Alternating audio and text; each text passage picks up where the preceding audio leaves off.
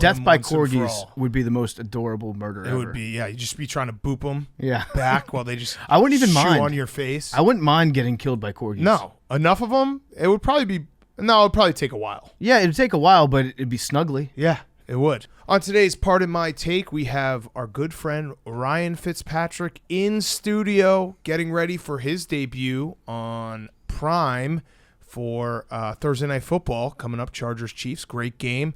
We're going to recap Monday Night Football. We're going to do a little hot seat, cool throne, clean up anything from Sunday. We have a new segment alert, putting on the walking boot with Big Ben. Putting on the talking boot. Putting on the talking boot with Big Ben, and we are going to finish up with Guys on Chicks. Great show for everyone. It's brought to you by our friends at Game Time. Game Time is a ticketing app that gets you last-minute deals on tickets to sports, concerts, and shows, and they guarantee the best prices out there. Game Time, we've gotten a lot of AWLs hit us up on social, telling us about the great deals they're getting on Game Time. We've been using Game Time all year, and we went to Jake went to the U.S. Open. I went to a concert. We have a lot of Billy, you went to something? I'm going to be going to a concert in the next week. All right, Incredible. with Game Time. So it's easy to use, amazing deals. It's the fastest growing ticket app in the U.S., and you're going to love it. Download the Game Time app, go to the account tab to create a login, and redeem code PMT for $20 off your first purchase. Terms apply. Download Game Time, last-minute tickets, lowest price, guaranteed. That is with the Game Time app. We love Game Time. Everyone should go download it right now. Get some great ticket prices from Game Time, the exclusive ticketing partner of Barstool Sports. Okay, let's go.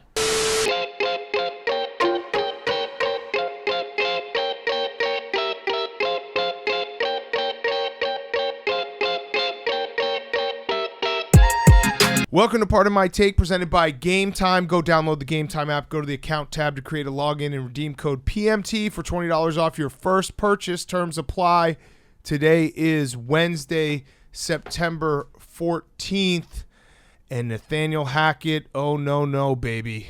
We should have given him some more advice on how to use timeouts. I think we did give him maybe too much advice on field goals at the end of games. Yeah. I think that got in his brain because didn't we ask him a couple times, like, hey, don't you love kicking field goals at the end of games? Like, we yeah, were I do. reinforcing what happened in the Green Bay game, and it turns out we just made him like subconsciously fall back in love with kicking field goals again. I also should say he did end up using the timeout. So if you missed Monday Night Football, it was an awesome game. We had Russell Wilson's return to Seattle. We had Joe Buck and Troy Aikman in the Monday Night Football booth. Side note, it took like 2 minutes for me to be like, yeah, this feels completely normal. Like when it first started and you saw Joe Buck on a Monday night, I was like, ooh, this is weird. And then 2 minutes into the game, I was like, oh, yeah, these guys are the best in the biz. I was confused at first because they have daytime voices to me. Yeah. It's not so much like the day of the week Monday. It's that I'm so used to Joe Buck and Troy Aikman being on in the afternoon, maybe like a dusk voice. Yeah. But getting it started like at 8 p.m., Joe Buck pops on my TV. I got confused. I was like, what is this, baseball? Yeah. But yeah, I mean, they've got big game voices and they work together well as a team. It was great. I did watch some of the Manning cast a little bit last night too. They were they just need to stop having guests on, I think. Yeah. They're way better when it's just them making – it's basically 90% Eli being like, hey, Peyton, you've got a big head. And then Peyton being like, yeah, Eli, you look like a turkey when your mouth's open all the time. Right. That's the stuff that I like. I don't need Joel McHale on the screen talking about whatever project he's working on. He right also was talking about Peyton's big head. Yeah, but he I was mean – roasting his forehead. but that was after Eli had already set it up at that point. It's better – it's easier when your brother's telling you have a big head. When it's Joel McHale saying it, it's like you're making fun of someone who's outside the circle of trust. I did not watch the Manning cast at all. I think Joe and Troy kind of erased them. I'll watch them if it's a blowout. But like Joe Buck and Troy Aikman, I just love being able to sit down on a Monday Night Football game because we don't have to record after and just enjoying the game. And Jake, you're going to like this. I made a little note. Joe Buck, why I consider him one of the best in the biz, because I do think that there's not many people who hate Joe Buck anymore. It's really like it's an antiquated take. It's a lot of people, like if you say that online, people are like, dude, you're kind of wrong. You could say he roots against your team, that's fine. But in terms of like big game voices and being a consummate pro, he's up there with everyone, like the Al Michaels, Fowler, Herb Street booth.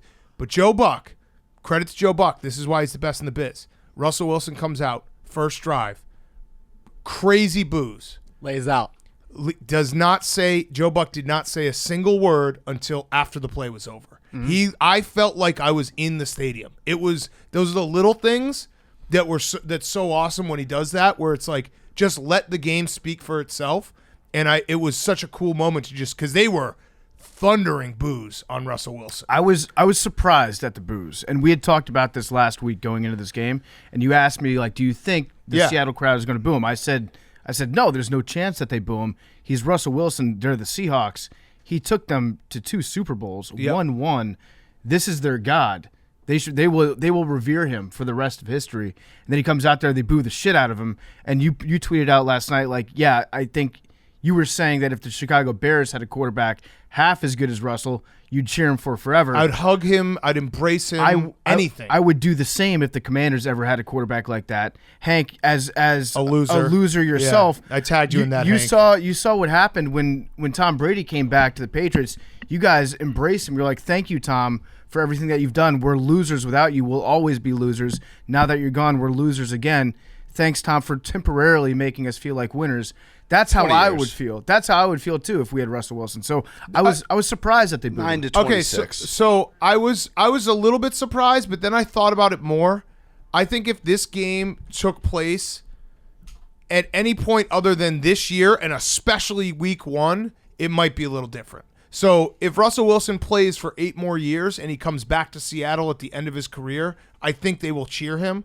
I think it's just so raw and so like, dude, we know what you did. You can pretend that like this wasn't what you wanted. You remember Russell would always say like, I want to be here long term. It's like, well, and we would make the point, if you want to be here long term, you will be there long term because you're the quarterback. You can decide that. And just on the flip side, he decided he didn't want to be there long term. So the rawness of it, the fact that it was week 1, I think that if it happens, like I said, 8 years from now, or say let's even say Russ goes somewhere else and he plays in Seattle in 4 years from now, I think they might be a little bit more receptive to him and be like, hey, that was cool when you won us a Super Bowl. Yeah, I've got to take about the Seahawks, about the players themselves, not having Russ Wilson around anymore. I think they're kind of relieved. Oh, dude. I think that it's like a weight off their shoulders, not having to worry about like plugging Russ in the locker room, making sure that his software's up to date, all that shit. Making sure his shower that he takes, that he has his own bathroom. Does he have his own bathroom? Well, we're going to get to that with Ryan Fitzpatrick. Remember, he alluded to something like that? That's right. Yes. Yeah, interesting. Great interview coming up. I've forgotten about that, actually. Yeah. But with his teammates in Seattle, it's got to be a pain in the dick. I understand that Russell Wilson is a great player. He made the team competitive for 10 years. And to a certain extent, you have to pretend to like a guy like that when he's in the locker room. Trust me, I know. Like, I play on a trivia team with Brandon Walker. I get how to deal with annoying people. I play on a trivia team with Stephen Che. There you go. So once a guy like that leaves, the weight off your shoulders is just enormous. And now you're like, oh, shit, Geno Smith is a normal person. He's kind of fun. He's my boy. Let's go out there. Let's have fun. So all week I was going to bet on the Broncos -6.5, and I saw Russell Wilson show up in that tuxedo, and like the switch in my brain completely flipped, and I was like, wait, we've been talking about this as a revenge game for Russell Wilson. This is far more of a revenge game for all of the Seahawks who probably were sick of his shit, and they were flying around like their first half, again, thanks to Jules for preseason matters because we all hammered first quarter Seahawks. The Broncos looked disjointed to start the game. Mm-hmm. The Seahawks looked sharp. They basically were like, Geno can give us one good half and then we have to hold on, and that strategy worked. But, yeah, I agree with you. Like, I think Russell Wilson's an incredible quarterback, but you can't, at this point, we've seen enough that he's got to be kind of annoying to be around. Yeah, can you imagine just like you're going to the locker room where you're looking to just hang out with the boys, you're tired, practice has been long, and then Russell's sitting at his locker and he's making you watch like Tony Robbins videos about being more committed to details. And you're like, fuck you, Russ. Can I please just hang out? I just want to play cards, Russ. Is that okay? You come into the locker room and Russ has already been there for an hour having a conversation with himself, simulating what it's like to have a conversation with his teammates. Yeah. And you're like, wait, what's going on here, dude? Did you see he did the thing where he ran out onto the field and did the simulated high fives? Oh, yeah. Even yesterday, when he ran out onto the field and he's simulating high fives at an away game running out of the tunnel. Do you think I was thinking about this last night. Do you think anyone in Russell Wilson's camp is starting to be like, hey, man, we're getting a little blowback here? Like, people are starting to be like, hey, you're kind of annoying. Do you think that that's happening at any point? Because Russell Wilson clearly cares how other people perceive him, and the perception's starting to flip. Like, we've been on it for a while, but I think regular people also are kind of thinking like, yeah, he's kind of annoying. He's he's a goober. And again, not a bad guy, seemingly a very nice guy, great quarterback, goober personality. I think he'd be a great neighbor to have. Yeah. How about that? He'd be a fan. Well, I don't know, now dude. I'm thinking like Christmas time, he definitely like competes in terms of how much lights he's putting up on his house. Yes. But he'd definitely be the guy that would like come over, shovel your driveway for you when it snowed, which would actually be kind of emasculating. But he'd probably wake up at like 4 a.m. Yeah. Shovel your driveway for you. He would be take very good care of his lawn. No, he would sure. he would fake shovel your driveway in June. Getting ready do for simulated January. reps. Yeah, just being like, let's simulate this so when January comes, I'm ready to shovel your driveway. I just feel like he's a good human being, I think. Yes. But I would never want to hang out with him. He's just a robot, and we've seen it many times in sports where you become like, the person becomes a brand in of themselves, and the brand is like, dude, just be a human. We don't care about the quotes. We don't care. I've likened it to Russell Wilson. When you ask him a question, it looks like he's internally just scrolling Gary V's Instagram page looking for the perfect quote. He's going through the files. Yeah. He's doing the file rundown. He's clicking users, Russell Wilson saved files, press conference answers, just trying to take it one day at a time, execute. Yes. That's what he's doing. So- Russell Wilson is he went off course, I think, when he steered away from just being a dork and trying to become the cool dork. Right. You know? Like, he used to be the dork wearing the button-down Hawaiian shirt tucked into That was a cool look. I like that cool dork. That was a cool look. I like cool dork Russ. Embrace your dork. But then I think everything changed at that interception at the Super Bowl. And Because remember, he ran off the field and he gave an interview after that game and was saying, you know what, as I was running off the field, I was thinking, this is God putting you in this moment for a reason. Right. That's a fine thought to have at some point, to be like, okay, yeah, somebody's challenging me. Like, I am Job at this point. Right. But don't think about that right when it happens. Think about it like 6 months later. We've also, I don't believe in God, but there's been times where I'm like, please, God, if there is one, can I win this bet, or can the Bears win this game? I'm pretty sure if there is a God, he doesn't care about football. I disagree. I don't think he cares about the deeply. result of football games, and he's deciding the result of football Explain games. Tebow Mania. Tebow Mania would God. be the hardest, but Checkmate, then, atheist. but then explain Tebow just never being able to play ever again. Doesn't matter. He had that moment. Yeah, and being a punchline. Well, he's like Jesus. He was given to us and taken away quickly. If Tebow had won a Super Bowl, I'd be like, yeah, God exists. Yeah, that would be a complete confirmation. Like, yeah, he God's still here. might. Yeah, Cowboys need a quarterback. Cowboys need a quarterback. Yeah, RG3 chasing that hawk was. The hawk was chasing him. Yeah, he was. Put the burners on. He also tweeted after, he's like, you're probably wondering how I got here. I'm like, well, you work for ESPN, and some producer was like, you should chase this hawk. Oh, I disagree. I think that was RG3's idea. Yeah, it might have been. I think because RG3, he gets out of nature and he's like, how can I compete with nature? Yeah. Whether it's beating a hawk in a foot race or absolutely drilling a tree with a football. Yes. All right, so the game. Geno Smith was great. The Broncos looked bad for a majority of the game. And then we have the absolute, I don't know what Nathaniel, I think he panicked, to be honest. So it was a minute and 10 seconds left, 4th and 5, all 3 timeouts on the 46-yard line. And he just was like, let's just burn the clock, then call a timeout, then attempt a 64-yarder. And I still can't, why didn't they go for it? They knew they could get the ball. With 3 timeouts, you can go for it, not get it, and still get the ball back with 50 seconds. Yeah, that's a miracle, but I would still take that. I would getting 5 yards with Russell Wilson over a 64-yard field goal. Yeah, so this is just a rookie head coach doing rookie head coach things, panicked. I think. And if he'd played enough Madden in the past, he would understand exactly how to handle that end of game situation. This is a problem with too many teams are hiring offensive, defensive coordinators that have spent their lives on the sidelines, calling plays, doing a great job building offenses, but have never picked up a fucking controller in their lives and played Madden. Right. If they play Madden, they know exactly how to handle the end of game experience. Well, they know how hard kicking is. They know how tough kicking is, and they know exactly when to call the timeouts. But on the sidelines, every team should actually just have a guy who is the minister of the clock. Yeah. Just the clock commander. Yeah. Just have a guy that's like Flava Flav on the sideline. All they care about is a big fucking giant clock in their face. They tell you how to handle those scenarios and how to optimize your seconds, because it looked like he just went to screensaver at the end of the game. I don't think he had an understanding with what he was trying to do, because anyone that's ever watched football was yelling at the TV like, use a timeout. Use a timeout. What are we doing? Why are you doing this? Or go for it. Like it's not even the clock was mismanaged, but it goes back to, you paid Russell Wilson, $250 million. You traded all these picks for him. The whole reason you got Russell Wilson was because he's an elite quarterback who, in a 4th and 5 situation with a minute left, can get you those 5 yards. But you called the timeout. I think what he did was he was seeing the clock that was ticking, and he panicked. He didn't know what to do.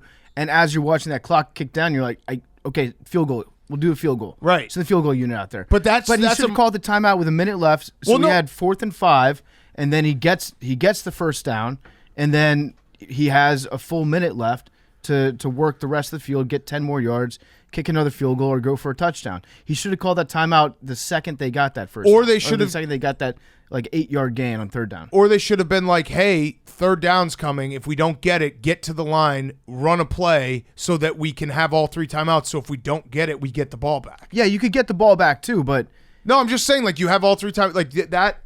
Whatever. It was clearly an error. Russell Wilson did say, like, he thought it was the right choice. Obviously, he's going to say that.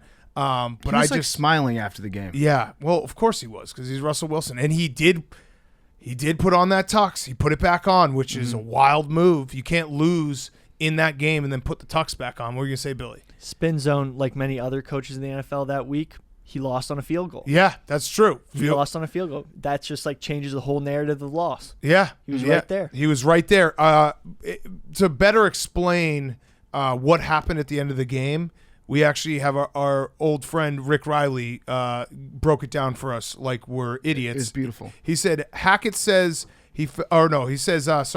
hey, Coach Hackett, if you married Sofia Vergara, this is great. Like, this is what I mean. When was Modern Family? That was like, that's pretty good for Rick Riley. It is pretty good, but it still is like 5 years later. Yeah, 2010. It's not Kate Upton, right? He's moved on. Yeah. Hey, Coach Hackett, if you married Sofia Vergara, would you leave her sitting in the hotel lobby?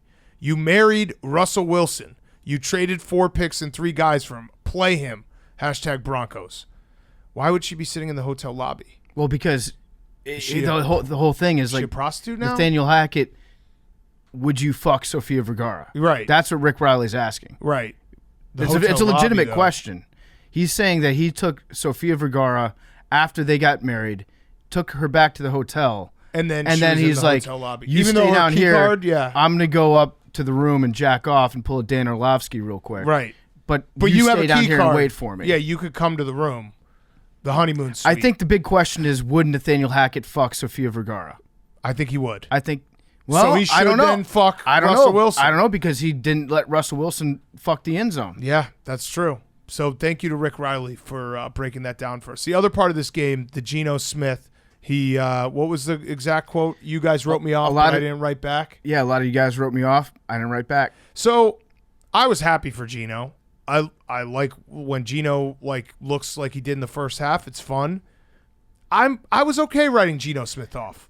I have. I think that was. I don't have regrets of writing off the guy who was 13-21 as a starter going into this game. The guy who got punched in the face by a defensive player on his team on the Jets because he refused to pay him $600, or the guy that got a DUI for going 40 miles an hour over the speed limit in January. I was comfortable writing Geno Smith off. It's a cover machine, though. He is. he is. Yeah. Yeah, but I like that was one of those ones. I know that you have to find motivation anywhere, but it wasn't like Geno Smith was, killing it as a starter and then a couple breaks went against him. Like, he Geno Smith has some self-inflicted wounds here, including, I think, having more interceptions than TDs as a starter.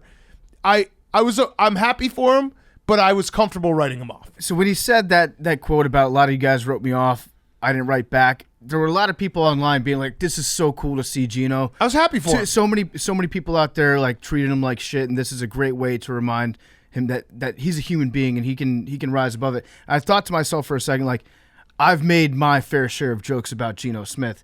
I'm okay with what I've said about Geno in the past.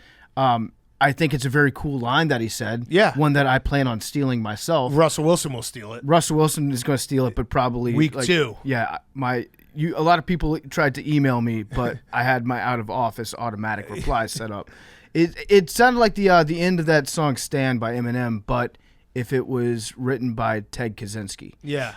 And Geno Smith is a fun guy to root for, but we fell into this trap with him last year. Yeah. We fell into the trap where we were like, I think Geno Smith is a legit quarterback, and I think it took about a game and a half to be like, oh shit, yeah, he's Geno Smith. I'm fully comfortable being right off Geno Smith territory. He's had a long career in the NFL. He will continue to be. He's going to be the starter this year. He'll be a backup probably somewhere when the Seahawks find their franchise quarterback. I'm okay with where I'm at with Geno Smith. Happy for him, but again, everything Geno, like reading back, I was reading back the story when he got his jaw broken. He was a real dick. He was a dick. He told I can't even pronounce his name. Jake Enkapali, who's now in real estate. Who's in real Oh, estate. that's great. So the story went that Ike Enkapali invited Geno Smith to his camp. He had a football camp, paid for Geno Smith to go to the camp. Geno no-showed. Mm-hmm. They agreed afterwards they'd split the cost of everything that Ike Enkapali had paid for him. And Empali. And then when he asked for the $600, Geno was like, what are you going to do about it? Mm-hmm. And then broke his jaw. As a quarterback, you should probably just be a little bit better of a leader. And then the DUI, like, again, Geno Smith, nice guy. I'm good where I'm at writing him off. So, little fun story. When that story broke about Geno Smith getting his jaw broken, mm-hmm. that was the day that I was actually up in Bristol to watch behind the scenes a taping of First Take with Skip and Stephen A. Smith. It was an incredible moment in television, watching them debate who was at fault in this mess on a story that was just breaking right then. Skip Bayless, I'm telling you, like he was laying into Stephen A. Smith, and watching them like debate what a shitty guy Geno Smith is was so perfect, because they would, they yell at each other for 7 minutes, and then it goes to commercial break, and then Stephen A. Smith would get up and pace around the room in the commercial break, just like muttering to himself. He's like, Geno Smith, second day draft pick, most overrated quarterback I've ever seen in my life. Like, not debating himself, almost getting himself ready, then sitting down, and then Skip Bayless just doesn't even blink, and Skip Bayless is just like, I think he deserved to get punched. It was incredible television. Yeah, it was a wild story. So, Geno Smith has a hell of a career going in the Seahawks. I used to hate the lime green jerseys, but I think I'm into them now. Like, I don't know what flipped, but I liked them last night. I think they play when it's a team with no expectations. Yeah. So if it's like a legit Super Bowl contender, then it's like Mickey Mouse jerseys. Yeah. But they're candy ass, right? But if they're a shitty team with no expectations, it's like, okay, this is kind of cool. Yeah, this is cool, right. All right, we're going to do some other cleanup before we do that. Roman swipes. Roman swipes are convenient over-the-counter wipes that are clinically proven to help you last longer in bed. They're uniquely formulated to reduce overstimulation without eliminating sensation altogether. In a 2019 study, they were proven to increase time to orgasm by more than 4x. To use, just remove the disposable swipe from its discreet pocket-sized pack, wipe on the most sensitive part of your penis, and allow it to dry for about 5 minutes. When used as directed, Roman swipes leave no scent or taste, so as there are no transfer to your partner. They're safe, effective, and no prescription is needed. Try today for as little as $2.75 per swipe. Try swipes today with a special offer just for our listeners. Get 20% off your first order of swipes at GetRoman.com/PMT. That's GetRoman.com/PMT for 20% off. Guys, if it's maybe going too fast, Roman swipes is your answer. Roman.com/PMT for 20% off. All right, other things that we have clean up. I mean, I went to bed last night after that game, And I went to bed with a smile on my face because I was like, that ruled, and we get to do it 17 more times. It's pretty cool. Yeah. It's like the best feeling to be like, week 1's done. Oh, and we get a doubleheader Monday night, week 2, which initially I was against because it's like, I want that week 1. I'm so happy they did that because it's like, you get so excited for week 1 football. They could give you anything and you'd eat it up. Now we get week 2 with a doubleheader Monday night and Chiefs-Chargers Thursday night. That's incredible. We have some breaking news about Dak Prescott. Oh, breaking news. Breaking news. His surgery. Whoa, that was an awesome cow. Holy fuck. Thank you. His surgery was a success. Oh, nice. Okay. So it's breaking news. Good job, Good Dak. job. Nice job. The Cowboys Doctor, are going to be Mr. so Cowboy bad. Hat. So bad. The guy in the cowboy hat just probably came in and shot his hand. There you go. Boom. Yeah. That looks better to me. They're going to be – it's going to be fun watching the Cowboys suck for the next month and a half. Well, Jerry Jones actually did go on the radio today and committed another HIPAA violation and said Dak Prescott he could be back in like under a month. Oh. So Dak Prescott's probably waking up from surgery right now, reading that and being like, yeah, okay. This is the Russell Wilson injury when it was a 4 to 6 week injury and he came back after 3 and then sucked for 3 weeks until his thumb was better. Yeah, in a sick way, I kind of think that Jerry Jones almost likes it when his starting quarterback's hurt. Yeah, because it keeps them in the news the entire time. That's true. And Jerry Jones can go on the radio every week and be like, "Yeah, I'm expecting Dak to be back next week," and then that's another week of storylines about the Dallas Cowboys. Cooper Rush time. Cooper Rush. They shouldn't have cut DiNucci, man. Yeah. I feel like Cooper Rush is one of those backup quarterbacks. Like there has to be Blake Bortles would be better than Cooper Rush. Sam Ellinger. Take him home. Would be better than Cooper Rush. Big Ben Put ass would in be seats. better than Cooper Rush. There's got to be guys out there that Phillip are better Rivers. than Cooper Rush. Phil Rivers would be great. Yeah, He's got the bolo tie. We'll never hear from Phil Rivers again. He's gone. I figured that it would Cam take Newton? Cam Newton. Newton. Yeah. No one's throwing his name out 32 there. teams have passed on Cam Newton Yeah, that's this true. offseason. Matthew Berry, send the tweet. It's unreal. After one game. I do have I've got a take that I'm about to drop, but Colin Kaepernick. Ooh. Why not? Jerry Jones is woke. Jerry Jones, I mean, he loves headlines. Mm-hmm. What's the fastest way to get there? I'm That would telling be quite some headlines. You remember that picture of him kneeling? Yeah. That's an all-time moment, I think, in NFL history. Yeah. When the storyline became like, who's going to kneel before this game? And then they did the sky cam diving down and Jerry Jones like at midfield looking like fucking Captain Morgan. Yeah. Just taking a big knee, smiling, like winking at the camera. He's like, I did it. I It was- solved racism. It was that Me, one. Jerry Jones. It was that one and Ray Lewis like sweating, like profusely sweating and looking like he was actually taking a knee because he was so hungover that he needed to take a knee. You know what he said? He took 2 knees for That's Jesus. Yeah, that's right. So he took the first knee for racism and then the second knee for Jesus. That's good. Which one? Right, left? I think you think- got I to go don't dominant for Jesus, non-dominant for racism. Probably. Yeah. I don't think know. so. I don't know. I think We'll that's have to probably get right. we'll have to get Ray to talk about that. Yeah, never. What were you gonna say, Hank? Andrew Luck. Yeah, Back we to saw Brady him. struck up. We saw him in Stanford. In Stanford, yeah.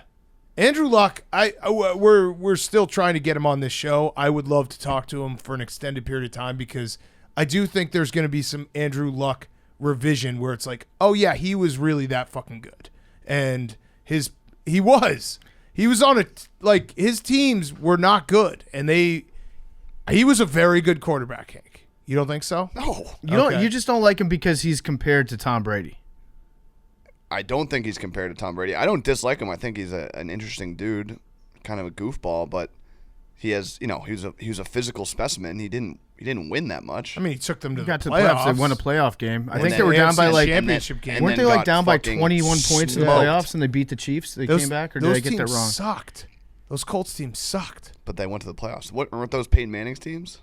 No, they completely over. Remember, they went what did they go? No, they went 1-15 or something. Yeah, they had a season in between. Yeah, they had a season in between that was just like a complete teardown. I mean, he's a nice guy.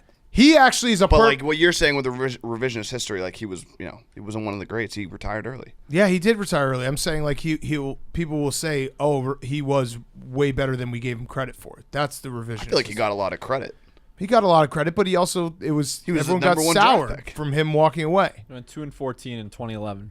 The Colts Colts, did yeah. without him. Yeah. And then he came back, then Andrew Luck came to the Colts. He got drafted. Yeah. Chuck Pagano had cancer that year. You remember? And he had to leave. Bruce Arians took over, and then Andrew Luck went on an absolute tear with Bruce Arians in the second half of that season. Yeah, Eli Manning reminded us last night Peyton got cut. that's true. He did get cut. Interesting. Yeah. So that does change how the Colts fans were always going to cheer for him when he went back there, but it does change the dynamic versus what Russell Wilson. Andrew Luck is exactly what Russell Wilson should aspire to be in terms of embracing your inner dork. Yeah, he's being yourself. He's a huge dork, but we love him. We love Andrew Luck because he's authentically dork. I think he has a good perspective on life. Right. It goes back to what we were saying about Coach O the other week, where like Andrew Luck he probably collected close to $100 million in salary, right? And then he's like, you know what? My heart's not really into getting hit by 300-pound dudes every week. I'm injured all the time. I can just read books and hang out with my family. Right. I think I'll do that. Yeah, I think I'll do that. Okay, anything else from Sunday or looking ahead? Great. I was just looking at the slate. I'm happy that we don't have 9 games at 1 o'clock because that was sensory overload. It's too much. And the Monday Night Football doubleheader does alleviate some of that. Week 1, all games at 4:25. They need to do that every week. It's not this Is week. it not? Nope, we have 4:05s. Yeah, they fuck gamblers over because we all just sit there being like, wait, when is this game starting? When is this game starting? Yeah, it was amazing. I'm sure it's a TV thing that we don't know about, but I don't see how those 20 minutes. We have Atlanta, Rams, and Seattle, San Fran at 4:05 Sunday. The Browns changed their midfield logo. Is the only other update. What was that? Yeah. We didn't mention that. That is cool. I love whenever Brownie the Elf is the new midfield. I like logo. that guy. And the Browns, we forgot to mention, but the Browns did get to send the first ever 1-0 tweet, which is always cool whenever it's like Twitter didn't exist when last time we were 1-0. Yeah. Also, shout out the Giants. They're above 500 for the first time since 2016. Yes. That's crazy. And the Dable hype is so funny in New York. Like he deserves it because they won the first game, but I feel like we've seen this many times before with head coaches in New York. Like they love Joe Judge. Remember that? Yep. They loved Joe Judge to start. All right. Yeah. I mean, basically, he did a good job by going for 2. Right. And so that's cool. Right. But let's pump the brakes real Yeah. quick. I'm looking at this Brownie the Elf guy right quick here at midfield. Terrible ball security. Really? Very bad ball security. Not good. Holding that thing like a loaf of bread. Not good. And they're Who gonna holds a loaf of bread like that? We were Did talk talking about this about- on this show, yeah. or was that Yeah. on the stream? That was It's just on a the stream. old school saying that people say. It's like, I don't remember the last time I've held a loaf of bread. well, I usually put it in. You put it in the basket. Yeah, right. But if I threw you a loaf of bread, you would hold it at High the and top. tight. I'd No, squeeze you the hold it at fuck the out of top. I would catch it with 2 hands and then look it into my body. Yep. And then and then if I was on the left, sideline, I'd make sure that I was holding in my left hand, just ball security with that loaf of bread. Okay, let's do Hot Seat Cool Throne. Hot Seat Cool Throne brought to you by our friends at Coors Light. Coors Light, the best beer out there, the coldest, most refreshing beer out there. Those bottles, cans, they turn blue. The mountains turn blue when they're cold. Celebrate responsibly. Golden, Colorado. Coors Light is the best beer in the world. Thank you to Coors Light for sponsoring Hot Seat Cool Throne. Henry. My hot seat, we kind of talked about it already, but my hot seat is Seattle. Just bad sports town. Ooh. Booing your Super Bowl quarterback. And we didn't talk about this, but I saw online there was people saying like there's a difference between Russell Wilson and Tom Brady because Tom Brady won 6 Super Bowls, Russell Wilson only won 1. That should not matter. One Super Bowl is a Super Bowl. You guys, what would you guys do for a Super Bowl? Yeah, I mean, we just said I would shoot ourselves. I would suck God's dick. Yeah, you'd literally We'd get shoot shot. yourself. We'd get shot. Is that blasphemous? I feel like that might have been over the line. Not if you don't believe in God. Like I mean, he would probably want it point. sucked off. And so like that kind of it was gross to see. One Super Bowl is plenty. That should be enough to be a legend in your town forever, and that's why they lost the NBA team. Oh, wow. Hey, It's a bad sports town. Hank, It's a bad sports town. You were I being a can't- real piece of shit right now. That I was can't mean. watch that clip and be like, that's Yeah. a bad sports town. Now it makes a little more sense. I've been trying to be nicer to you, but shut the fuck up, Hank. Wow. Is that wrong? Yeah. That was mean. Yeah. Booing a quarterback that won you Super Bowl is right, you're saying? No, listen, I'm saying that is an example. The dig that at an the example Sonics of- leaving is That was too far. You're going to be put on a hit list. Is in that an Seattle. example of that being a bad sports town? Yes or no? Fact or fiction? We're back. No. Fact or fiction? I don't think so. Booing a quarterback that won you a Super Bowl, bad sports town Counterpoint, if example. they're such a bad sports town, how come they've got their state outline on Washington Commanders mugs? What? Interesting. Huh? What does that even mean? Did you not see the Commanders mugs being sold? Mugs? Somebody fucked up and put the state of Washington on officially licensed Washington Commanders mugs. That as I would opposed to do the that district. too. Yeah, definitely. That makes sense. But no, to your point, like I understand why they booed him in a regular season game because he's the opponent. I didn't think that they were going to boo him, but it's more of like, you're the opponent tonight. We're going to be rooting against you tonight. And he weaseled his way out of town. Anyone who weasels their way out of town is going to get booed. I wouldn't boo because I've never had a quarterback like Russell Wilson. But I get it in terms of weaseling your way out of town. He did weasel his way out of town in the truest sense of the like. If you look up weasel your way out of town, he did it. Because they didn't want to offer him a big contract? No, I think he wanted out no matter what. Like, I don't think they could have paid him anything and he would have stayed. All right. Agree to disagree. Embrace debate. Bad sports town. Okay. Your cool throne. That was a cheap shot on the Sonics, but that was my only takeaway. It's like, all right, Yeah. what happens to the Sonics come back? They just gonna boo them? Like they left? Did That's they, actually a did good the point. Sonics did the Sonics weasel their way out If of town? the Thunder came back as the Sonics, they'd have Yeah. to boo. Yeah. Like To when be consistent. when Yeah. KD returned the first time to Yeah. Seattle, did they boo him? Yeah. Yeah. They'd have to be consistent. And then my cool throne is GoldenEye. Oh, They are re-releasing it on Nintendo Switch. let's go. So Oh, it's gonna yes. be a new. You guys Updated? are are dinosaurs. You played it. I was wow, a little that too was young mean. to play, but for the old heads, it's exciting. Yeah, I mean, yeah. Odd Job was the first time I looked at a video game and I was like, I see representation. Yeah. I am. That's awesome. Is it going to be just updated with the same levels? Yeah. Fuck yes. So it's just like all you need is 'Cause a Nintendo Switch. I was on when we were flying to Iowa City the other day.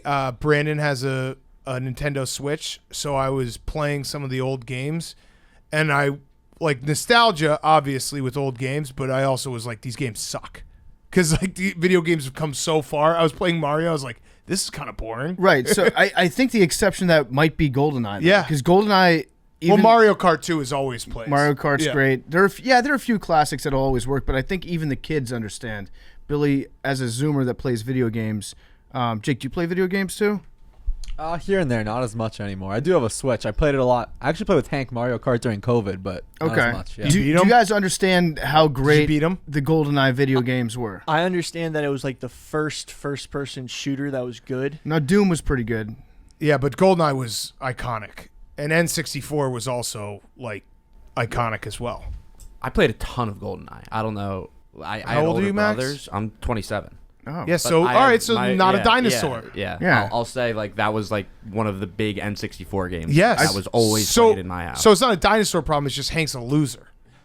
I guess. Sounds like Hank didn't have friends to play multiplayer mode Yes. with. No, you would just That's crush brutal. Banjo-Tooie. What? Dragon Ball Z? Yeah, Dragon Ball Z. If they had a video game, I would have loved Dragon Ball Z. All right, PFT, your hot seat, cool throne. My hot seat. Good hot seat, cool throne, Hank. Good Thanks. job. Good job, Hank. Way to go. My hot Loser. seat is college ranking systems.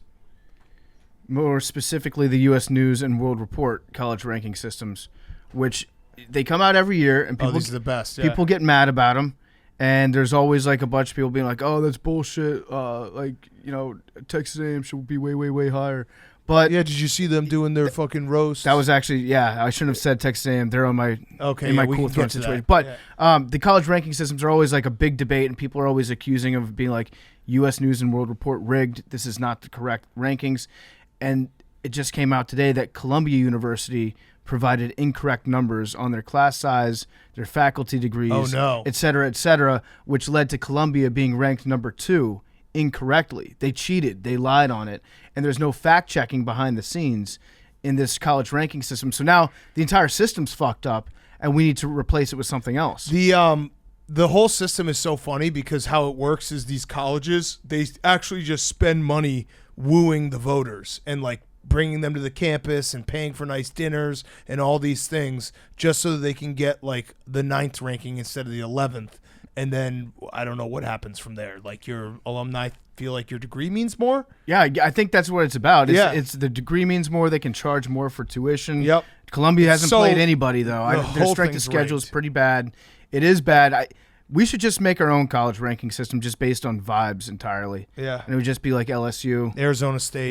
State, pretty definitely. good. Florida. Pretty good vibes. Yeah. I was thinking last weekend, like, I would have loved to go to Florida. That seems like a great college. Yeah. Just to hang out So at. humid though. That's true. That's more of a big guy problem. Yeah. Where it's like I see like when they show a crowd shot of the swamp, I'm like I would die.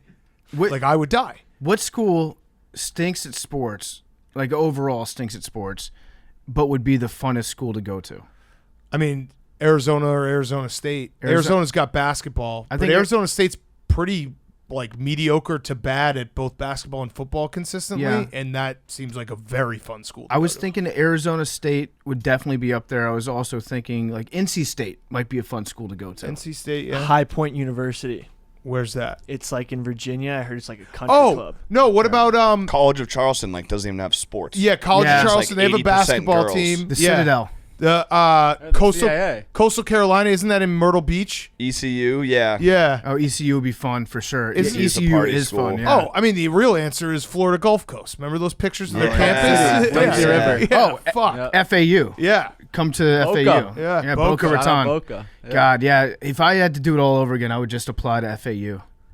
Be like, fuck it. I don't care what I'm studying Just in have college. a great time. Yeah. Just have a good time. That's Yeah. really the only point. Yeah. My cool throne is Texas, Mm. the University of Texas, because they were pretty mad coming off this weekend when they got hosed off the non-call for the face mask and the phantom roughing the passer in the end zone, all that shit against Alabama.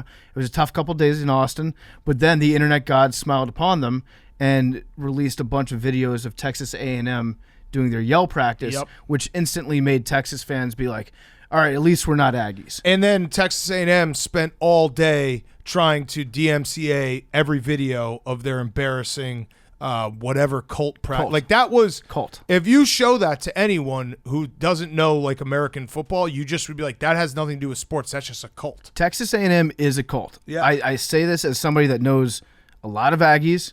I lived in Texas for about 10 years. They're a cult. A lot of them are nice people, but nice people who are in a cult. What was the thing the guy was doing where he would do that every time? That's the horse laugh. Oh my god. They have an entire catalog, an encyclopedia of different hand motions and body motions that these yell leaders have to make at certain points. They're just cults. They're just in a they're cult. cults. And I do love the Texas A&M when you make fun of them. They're like you can make fun of Texas A&M for a million different reasons, but they'll always be like number one in agricultural sciences. We're like, okay, Great job. good job. I'll take my dog to you when it gets sick. Yeah, we're talking about weird shit that you do before the football games. We don't care about the actual degree here. I'm sure it's a good school. And they also they claim weird national championships that don't exist from Yeah. like 1920s. I think they had to actually take down national championships off the side of their stadium that they tried to claim sometime in the 1940s. They had to they got fact checked on their stadium. Yeah, weird times. Always at College Station. All right, my hot seat is anyone who doubts the Jets, because Billy's football coach, Robert Saleh, went in front of the media on Monday and said, talking about the turnaround the Jets are going to have, he said, I know it's going to happen, and we're all taking receipts on all the people who continually mock and say that we're not going to do anything. I'm taking receipts, and I'm going to be more than happy to share them with all of you when all is said and done. He went on to say it's exhausting. It's exhausting for the coaches. It's exhausting for ownership. It's exhausting for you guys to continue write about losers. It's exhausting for the fans. It's exhausting for everybody, and nobody wants to lose. There's nothing worse than being sold a bill of goods on the future. Everybody wants things now. It's like the instant coffee age. I will put myself down as a receipt. He can absolutely come back and dunk on me when the Jets become a Super Bowl team. But yeah, that was he's taking receipts. He's letting everyone know. I also liked that he started this sentence or this entire diatribe with the turnaround. I know it's going to happen, and then said, "There's nothing worse than being sold a bill of goods on the future." Mm-hmm. So kind of doing both there. He's it's going to happen. He also said that he's looking forward to, I think, shoving it down our throats. Yep. He's The looking forward to receipts. that day. I'm fully going to admit, like, I have been a doubter on the New York Jets. Yeah. It's not my finest moment. I guess that goes hand in hand with doubting Geno Smith too. Yeah. It's kind Put of us like down. a Venn diagram, exactly one circle on that one. Mm-hmm. So my throat is ready to get it jammed down by Coach Saleh Yeah. He's gonna have a Berman wallet. Yeah. of receipts. He's going to actually die buried in receipts because I don't. Maybe the Jets will be good this year. I don't think so. But if they're not good this year, he could get fired. And if they're not good next year, he definitely will get fired. So, yeah, those receipts. It's tough to say that. Like, he must think that the practices he's watching, they're a really good team because things are about to turn. He said around. that he said that you guys don't get to see the things I see in Yeah, practice. right. I That's love whenever that's That's said. always a good sign. That when was- the coach is like, "We've strung together the best practices of our entire year, and you guys haven't said anything about it." Kirk Ferentz said that about Spencer Petras because everyone at Iowa was like, dude, anyone would be better at quarterback. And he was like, you don't see what we see all week, which is essentially saying our other quarterbacks are somehow worse. Like Yeah. it's – and did you see also Bob Stoops got tricked on Cameo? He I did a did whole see that, cameo basically being like Brian – That was on Oh, mine. okay. All right. We'll get to it. Yeah. All right. My cool throne is the Queen's Corgis. So there was a lot of talk about where the Queen's Corgis are going to go. Turns out. Rumor. Okay. So Billy did the joke. There we go. Billy took the joke. Wait, what did Billy say? He said best groomer. I was going to say that, but yeah. Oh, Prince okay. Andrew. So yeah. I don't get it. Yeah. Because he's a pedophile. Oh, okay, got it. Yep.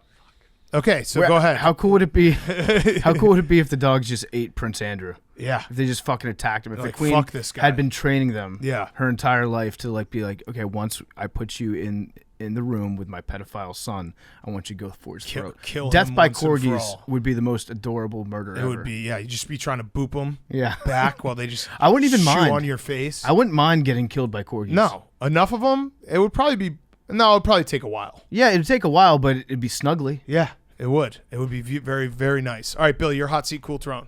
My hot seat's the gold zone. As we saw, Hackett's gold zone didn't really do well in the red zone. No. In my other hot Two seat, fumbles on the goal line. yeah. That was tough.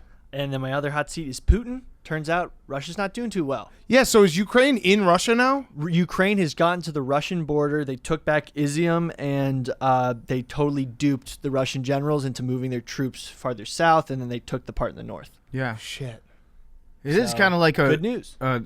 Broncos Seattle Seahawks situation with Russia and Ukraine. Like everyone expecting it's going to be a total cakewalk, and then Ukraine puts up a pretty badass resistance. Yep.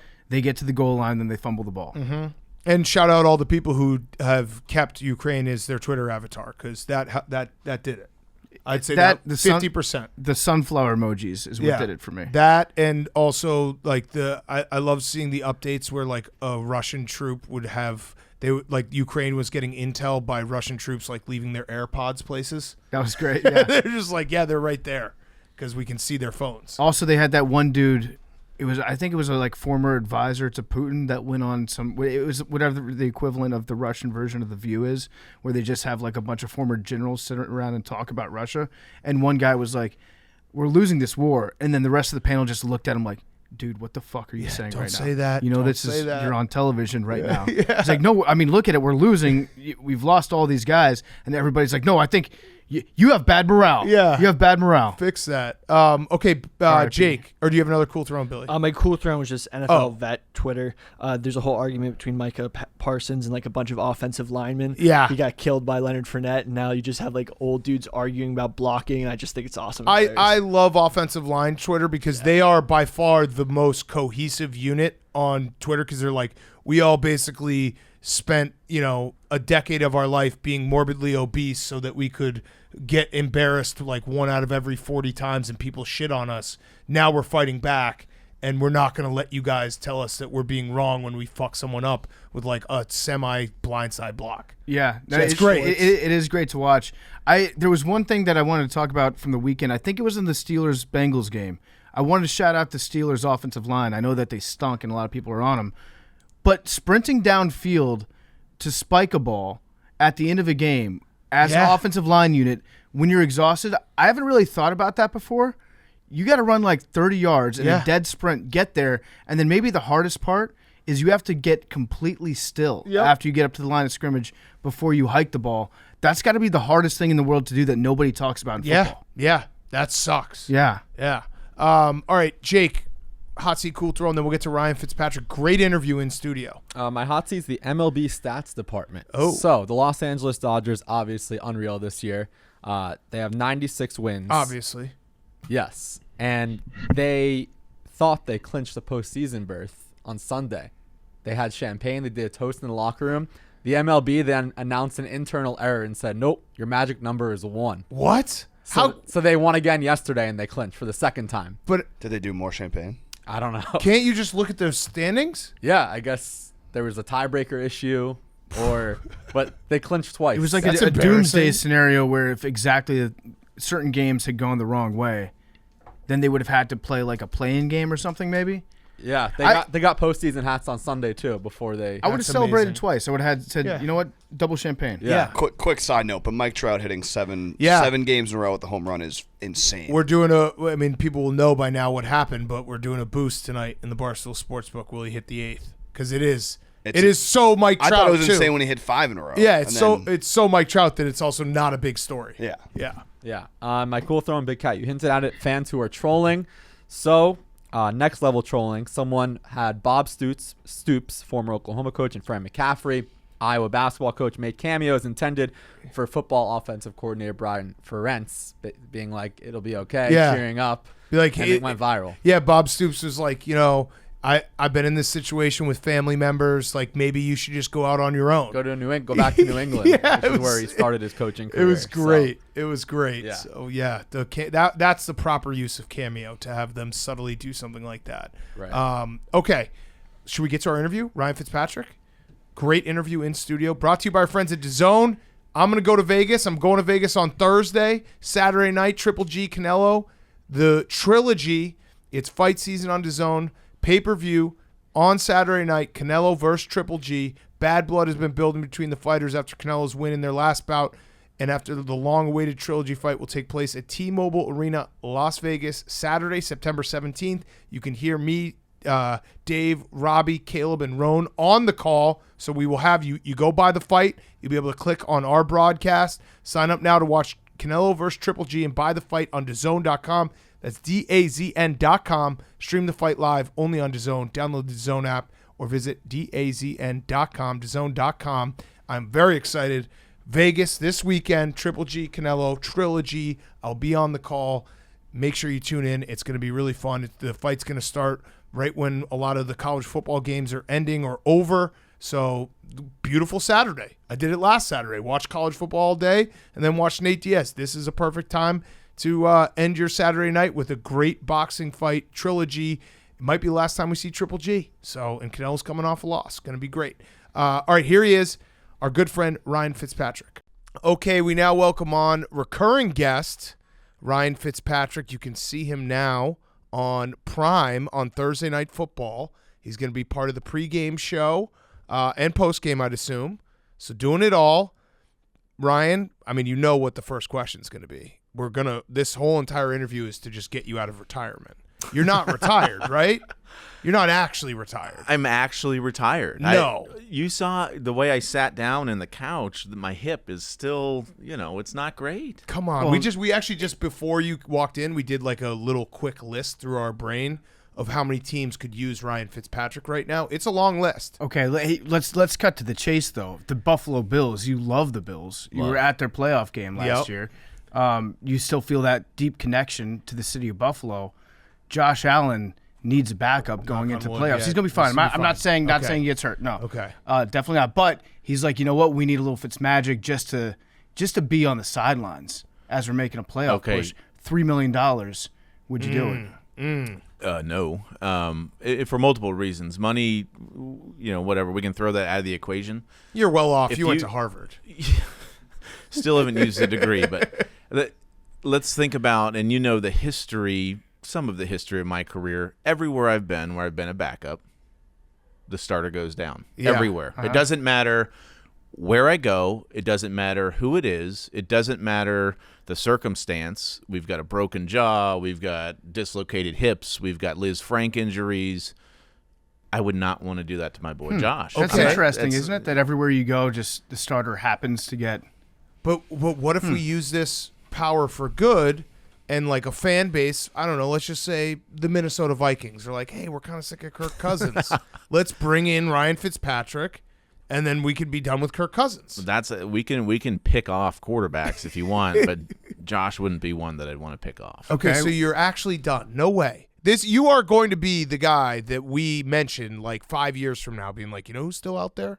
Ryan Fitzpatrick, and he could probably sling it for you for a few weeks. Well, so when I got benched in Miami and Flores started doing the, hey, let's put him in at the end of the game thing, I did not practice. I was there, I watched, I helped, I was active in meetings. I did not practice and throw a ball in practice from the time I got benched until the time you saw me play in those games, Denver and Las Vegas, because I wanted to prove to myself that I could come out of the stands at any point and play. Yeah. And I did, and I proved it to myself. So maybe in 5 years, if I'm feeling better and I get a call. You're the new Favre. Yeah. We're going to send So Ed not Werder. retired, Yeah, yeah. stay away from all the welfare situations and taking tax money. But you're the new Favre. You're the new Favre now. You're rich. You don't need to do that. But you actually do owe me. You owe me a year in DC. I do.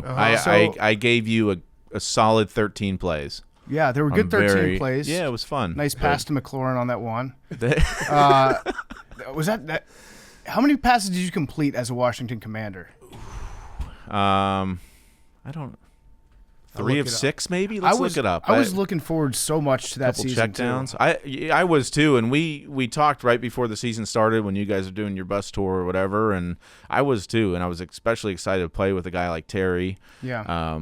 Curtis ended up being hurt for a lot of the year, but yeah, there was some good energy, and then it just went out the window right away. So if Carson, knock on wood, he's not going to sprain both ankles this year, but if he gets like COVID and monkeypox at the same time or whatever, and we need you to come in for one game, $3 million Washington Commander, 2 games. No.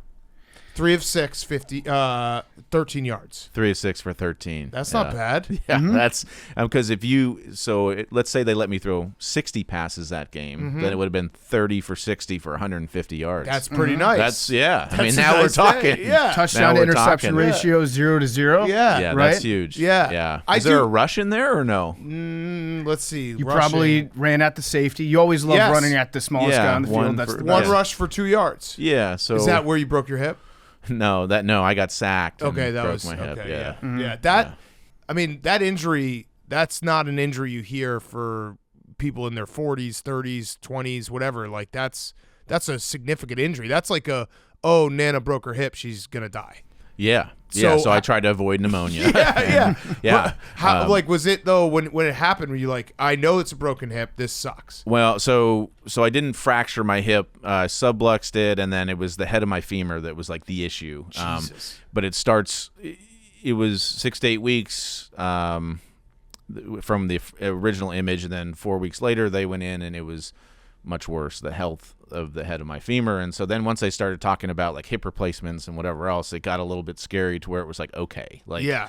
we're looking at the rest of my life now. I've got to really cool it here. I did PRP shot, I did stem cells, and then if you remember, and I know PFTU do, the building got raided by the DEA you know as what? I was getting my treatment. Like, I wasn't physically in there when it happened, but they took the top trainer and the second trainer away and didn't replace them for a while. So then I just had to go elsewhere for treatment. You got a nice little taste of what it's like to play in Washington. That really, it's such a clown show sometimes in the front office that you forget all the stuff that has happened to that team over the last, I don't know, just 3 years. I completely forgot that their office got raided by the DEA, like fully. So that it was kind of a blip. It was a real blip on the Yeah. map when it comes to it. But Yeah. so that must have been really, really strange as a player. You're looking around like, where do I get treatment now? Are you just on your own after that? Yeah, so I went in. Nobody really had known what happened. the guy that would treat me, I thought it was a COVID situation. I said, oh, is he out because of COVID? Everybody was real hush-hush. And then it went on for a couple days, and slowly we kind of figured out what happened. But they weren't sure if he was going to be back or not, so they didn't replace him with anybody. And so I was sitting there looking around the training room like, I need treatment. I need help here. Like, so I had to go elsewhere. I sought help down the street somewhere. That's nuts. You'll always be a football team in my book. Football team for life. Yeah. Is that how you say it? Like, once a I never football got team, used to it. always a Yeah. football team? Yeah. Teamer. Yeah. Would you Yeah. consider Teamist. yourself like Bill for life? You Yeah. Buffalo Bill? What would be the What set do you claim? Yeah, like you know what? So this was a tough one for me because, there was a little bit of chatter after I retired of, hey, is he going to retire a Bill? Like I think when I go to bed at night, if I was to think about myself in a jersey, it would be in a Bills jersey, but it wasn't really the story of my career. The story of my career was that I bounced around everywhere and I played on a bunch of different teams, and so even though like that fan base, like those are my people, I decided that I wasn't going to retire with a particular team just because I played on so many, and that's more of my story. you I should think. sign with a new team you never played with and retire with them. That would be cool. That would be cool, That would be right? cool, like- yeah. Patriot. Yeah. You've been in every Yeah. other team in that AFC division. East. Yeah, I didn't get to complete that one. Yeah. Yeah. You didn't get all like what the Infinity Stones. Yeah, of collect the them all. AFC Yeah. East. Yeah. Thanos. So you're in media now. Are you ready for media? Because like this is we can give you tips, but you're with the big boys now. You think playing in your little football league is hard? The media is a different animal. Well, I know there's going to be a learning curve. I mean, I've done one preseason game, and I do about an hour pregame, and then we do a tight halftime show. We've got a tight post game for about 10 minutes. Then we get to the post game, which is like what I'm most looking forward to, because it is like one preseason game is very tight. Like it's little 8-second, 10-second. There's a producer in your ear saying, "Okay, shut up, next one." And this post, it'll be the 30 minutes after the post-game show is going to be more freewheeling, setting up the weekend of football games, and that's what I'm really excited about. So have you like sat down and studied the whole league, or are you able to go off the knowledge that you had from your career? So I will say, and you guys could tell me, I guess, better than I know already, but like you have to study. You got to be all over it. No, you. we well, don't. basically, we you just don't. pick a No, team but that you you don't watch. like. But you watch games. And then you you have say- to watch. Oh games. yeah, we watch games, Yeah. but then we take like, all right, if this one guy does one thing one time, he's either good He or sucks, bad for yeah. the rest of his career. Yeah, for sure. So you just pick one team that you hate and just Yeah. call them frauds. Yeah. Well, my biggest thing is I'm such a quarterback hater. Like I hate him until I like him. They've got to win me over, and so I don't want to spew a lot of hate early. I want to be a little bit neutral on some of these guys early, but then I'll be spewing, as the season goes on. So I'm sure. have you watched all the young quarterbacks and like studied tape on them? I mean, I've watched them like you've watched them. I don't like Richard Sherman grinds. He's like, me and him are going to be sitting next to each other, like grinds over the, all 22 tape, and is just, and as a player you do that, but for me now, I almost like watching the TV copies better. 'Cause Yeah. you just what is the audience seeing? What are they hearing?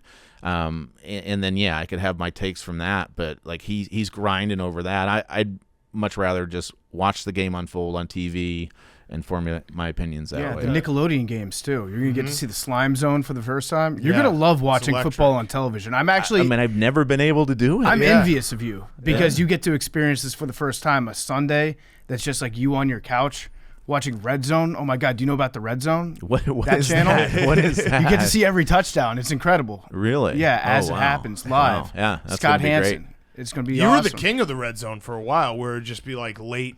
Your team was down 14. Like, here comes Ryan Fitzpatrick. Yeah. Sometimes Watch out. there were a few times I think we got into it with Siciliano because he was like, and Ryan Fitzpatrick has the Bucks in the red zone, and there's an interception. Yeah. And then we'd be like, God damn it, Yeah, you Siciliano. can't do that. You can't do that. He set you up. Can't do That it. guy. Yeah. He can't have it. You're a believer in Jameis, though, aren't you? I am. Yeah, So me you know too. what though? You know what? Well, yeah, I know you guys like his videos and everything. But Jameis 1 of 1. I don't know if you've read the literature. You know what? We can give you a hot take on Jameis right now. Yeah. Like the thing, it's almost difficult for me to watch him play now because he's not really playing his brand of football. Like, it's so tame and almost like they've scaled it back so much for him, not in terms of mental capacity and what he can do, but like with the short passes and try to make him, Drew Brees, like that. That's not really who he is. You gotta let Jameis free. You gotta let him be. Yeah, his wings we a little don't bit, need right? we don't need 30 picks in a year, but like Jameis, like 15 picks is okay because he's going to throw the ball down the field and make plays. But some of it is tough to watch now because it's not even really the same guy from the coaching. He is our like last hope because we lost Big Ben, we lost Phillip Rivers. Eli had some unintentional comedy. Jameis is the king of unintentional comedy at this point for us. Yeah. So like we need him to be Jameis. He's we need also him to just do it. He's great because he does have these plays where you just laugh out loud because Right. you've never seen like a human body flail Yeah. out in the ways that it does. But then he also has the plays that take your breath away, where he spins around 4 times in the pocket and then throws the ball into quadruple coverage, and the guy comes And down he with a catches touchdown. it. Yeah. And it's incredible. So we need Jameis. I agree. We need to free Jameis because he's at his best when he is doing stuff like 30 and 30. I know you say you don't need 30 memorable. interceptions, It's but memorable. I kind of need. That's incredible. Yeah. 30 touchdowns and 30 interceptions. It's a lot more a fun to season. watch. Yeah. Right? I don't Yeah. think you'll ever see that again. Yeah. It was Yeah. special. It was. All right, so give us a hot take about a quarterback. Media guy. You're going to get backlash too. You know Yeah, that. I mean, whatever Yeah. I say, I'm going to get backlash. Yeah, yeah. I mean, can you give me a guy to talk about, or Yeah. you just want me to like? Let's talk about Joe Burrow. Well, who are you into? Talk about Joe. Yeah. So Joe Burrow is a great example of a guy I wanted to hate. I wanted to hate. At LSU, he had all the talent. Like, look at who he was throwing to at LSU. He comes in, lights it up. Like, okay, now you're going to come in. You're going to have a hard time. This is the NFL, dude. Like, he didn't have a hard time. Yeah. It was like he just picked up where he left off, the injury and whatever else, but he picked up where he left off in college. And, like, football is not easy. Playing quarterback is not easy. And Joe Burrow, like, makes it look very, very easy. But that dude throws it down the field. Like, he's not a lot of these new age quarterbacks is like efficiency, and we're throwing the 5-yard passes, and like it's Burrow. Is there an S? Burrow, yeah. Burrow. So Yeah. like Burrow throws the ball down the field, and the core of receivers that he has right now, like nobody really talks about T. Higgins, but my God, if you watch that dude, the way he catches the ball, incredible. And so Joe Burrow, to me, is a guy I wanted to hate, but absolutely love watching play. I'd say he's in my top 3. Ooh, okay. Give us the rest of the top 3. I always have to leave like a dangle top 3. Yeah. I can't tell you the other 2. Okay. All right. So tell me. I here's like that. one. You've got 5 guys in the Yeah. top 3. Yeah, yeah, It's smart. I don't ever want to define the top 3. What about Justin Herbert? Because I like Justin Herbert, but he also hasn't been in the playoffs yet, and it feels like a lot of the media is anointing the Chargers, and it's like I want to see it. I want to see them, win games that they're supposed to win games in different ways. I want to see it before I'm like, yeah, this team is a Super Bowl team. Yeah, and so our first game is going to be week 2, September 15th, Thursday night, and we got the Chargers and the Chiefs. And so we're looking at, 2 of the top 5. Ooh, okay. 2 of the 3. Yeah. But 2 of the young, 3 young top guys, 5 right? quarterbacks. 2 of the Yeah. top 3, 5, 8 quarterbacks. But so I went out to LA, and I was doing a little thing with Justin Herbert to talk with him, to set up the game and whatever else. One of those fun media. He doesn't do media. Yeah. He just doesn't. And it's not like, I mean, he's a very nice kid. Like, I met him at the Masters a few years ago. Awesome, fun to talk to. As soon as the camera showed up, No. He was done, out. nothing. Yeah. Out. Like, wasn't saying anything, wasn't interacting. Like, people are diving in front of my questions to like answer for him. It was odd, but he's all ball all the time, and he is much bigger. Like, if you see the dude in person, I mean, he is enormous. Yeah. So, physically, when you look at him versus other guys that maybe were drafted ahead of him, one in particular, like physically, I don't know that there's much of a comparison. But I think it was a lot of some of the stuff you heard about his personality and being an introvert and, standing alone at practice at Oregon and not talking to anybody. That was a huge turnoff for some of these teams.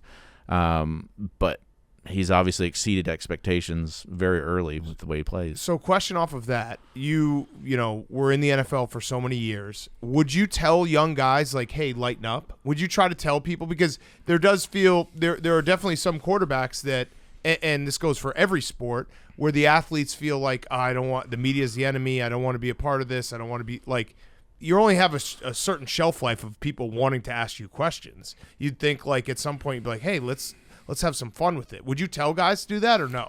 Well, so Justin Herbert's a great example. And I didn't really get to talk to him after, you know, the cameras are done rolling, of like, people want to see you. They want to know about you because you're so dang good at throwing the football and playing quarterback. Like, you don't have to be fake for the media. Just be yourself. It's okay if cameras are there, but just be yourself, because people are so interested in you, the human being. And when people can see that human side of you, like, it just makes it more interesting. It makes people want to root for you. So my biggest thing with young guys was like, you have to be yourself. You have to be authentic, because if you're trying to be somebody you're not, if you're doing the social media stuff and it just in the locker room it comes across as fake, then it's not going to work out for you. So be yourself, but you know, this is a profession you have to take serious, but it's also something you need to enjoy. Yeah. Mm-hmm. We're going to get back to Ryan Fitzpatrick in a second. Before we do, this interview is being brought to you by CrossCountry Mortgage. Now is not a bad time to buy a home. In fact, for some, it could be the perfect time. Look, with low to no money down or refi options that let you draw a line of credit with lower interest than a credit card, CrossCountry Mortgage has all your bases covered. CCM listens. They understand. They communicate throughout the entire loan process. They provide more loan options tailored to your financial capabilities. Their innovative technology focuses on what's important to fulfill your loan needs. They also have faster closing times than the competition. They have stable monthly payments and low to no down payments. You can access your equity to use for larger expenses, from debt consolidation to home renovations. And who doesn't love swag? Get a free Barstool and CrossCountry Mortgage sweatshirt when you sign up to refi or get pre-approval, while supplies last, of course. When you need an outfield assist, CrossCountry Mortgage has more than enough arm strength. See if you qualify today. Visit ccm.com/barstool now. CrossCountry Mortgage, LLC, NMLS 3029. All loans subject to underwriting approval. www.nmlsconsumeraccess.org. And now here's more Ryan Fitzpatrick.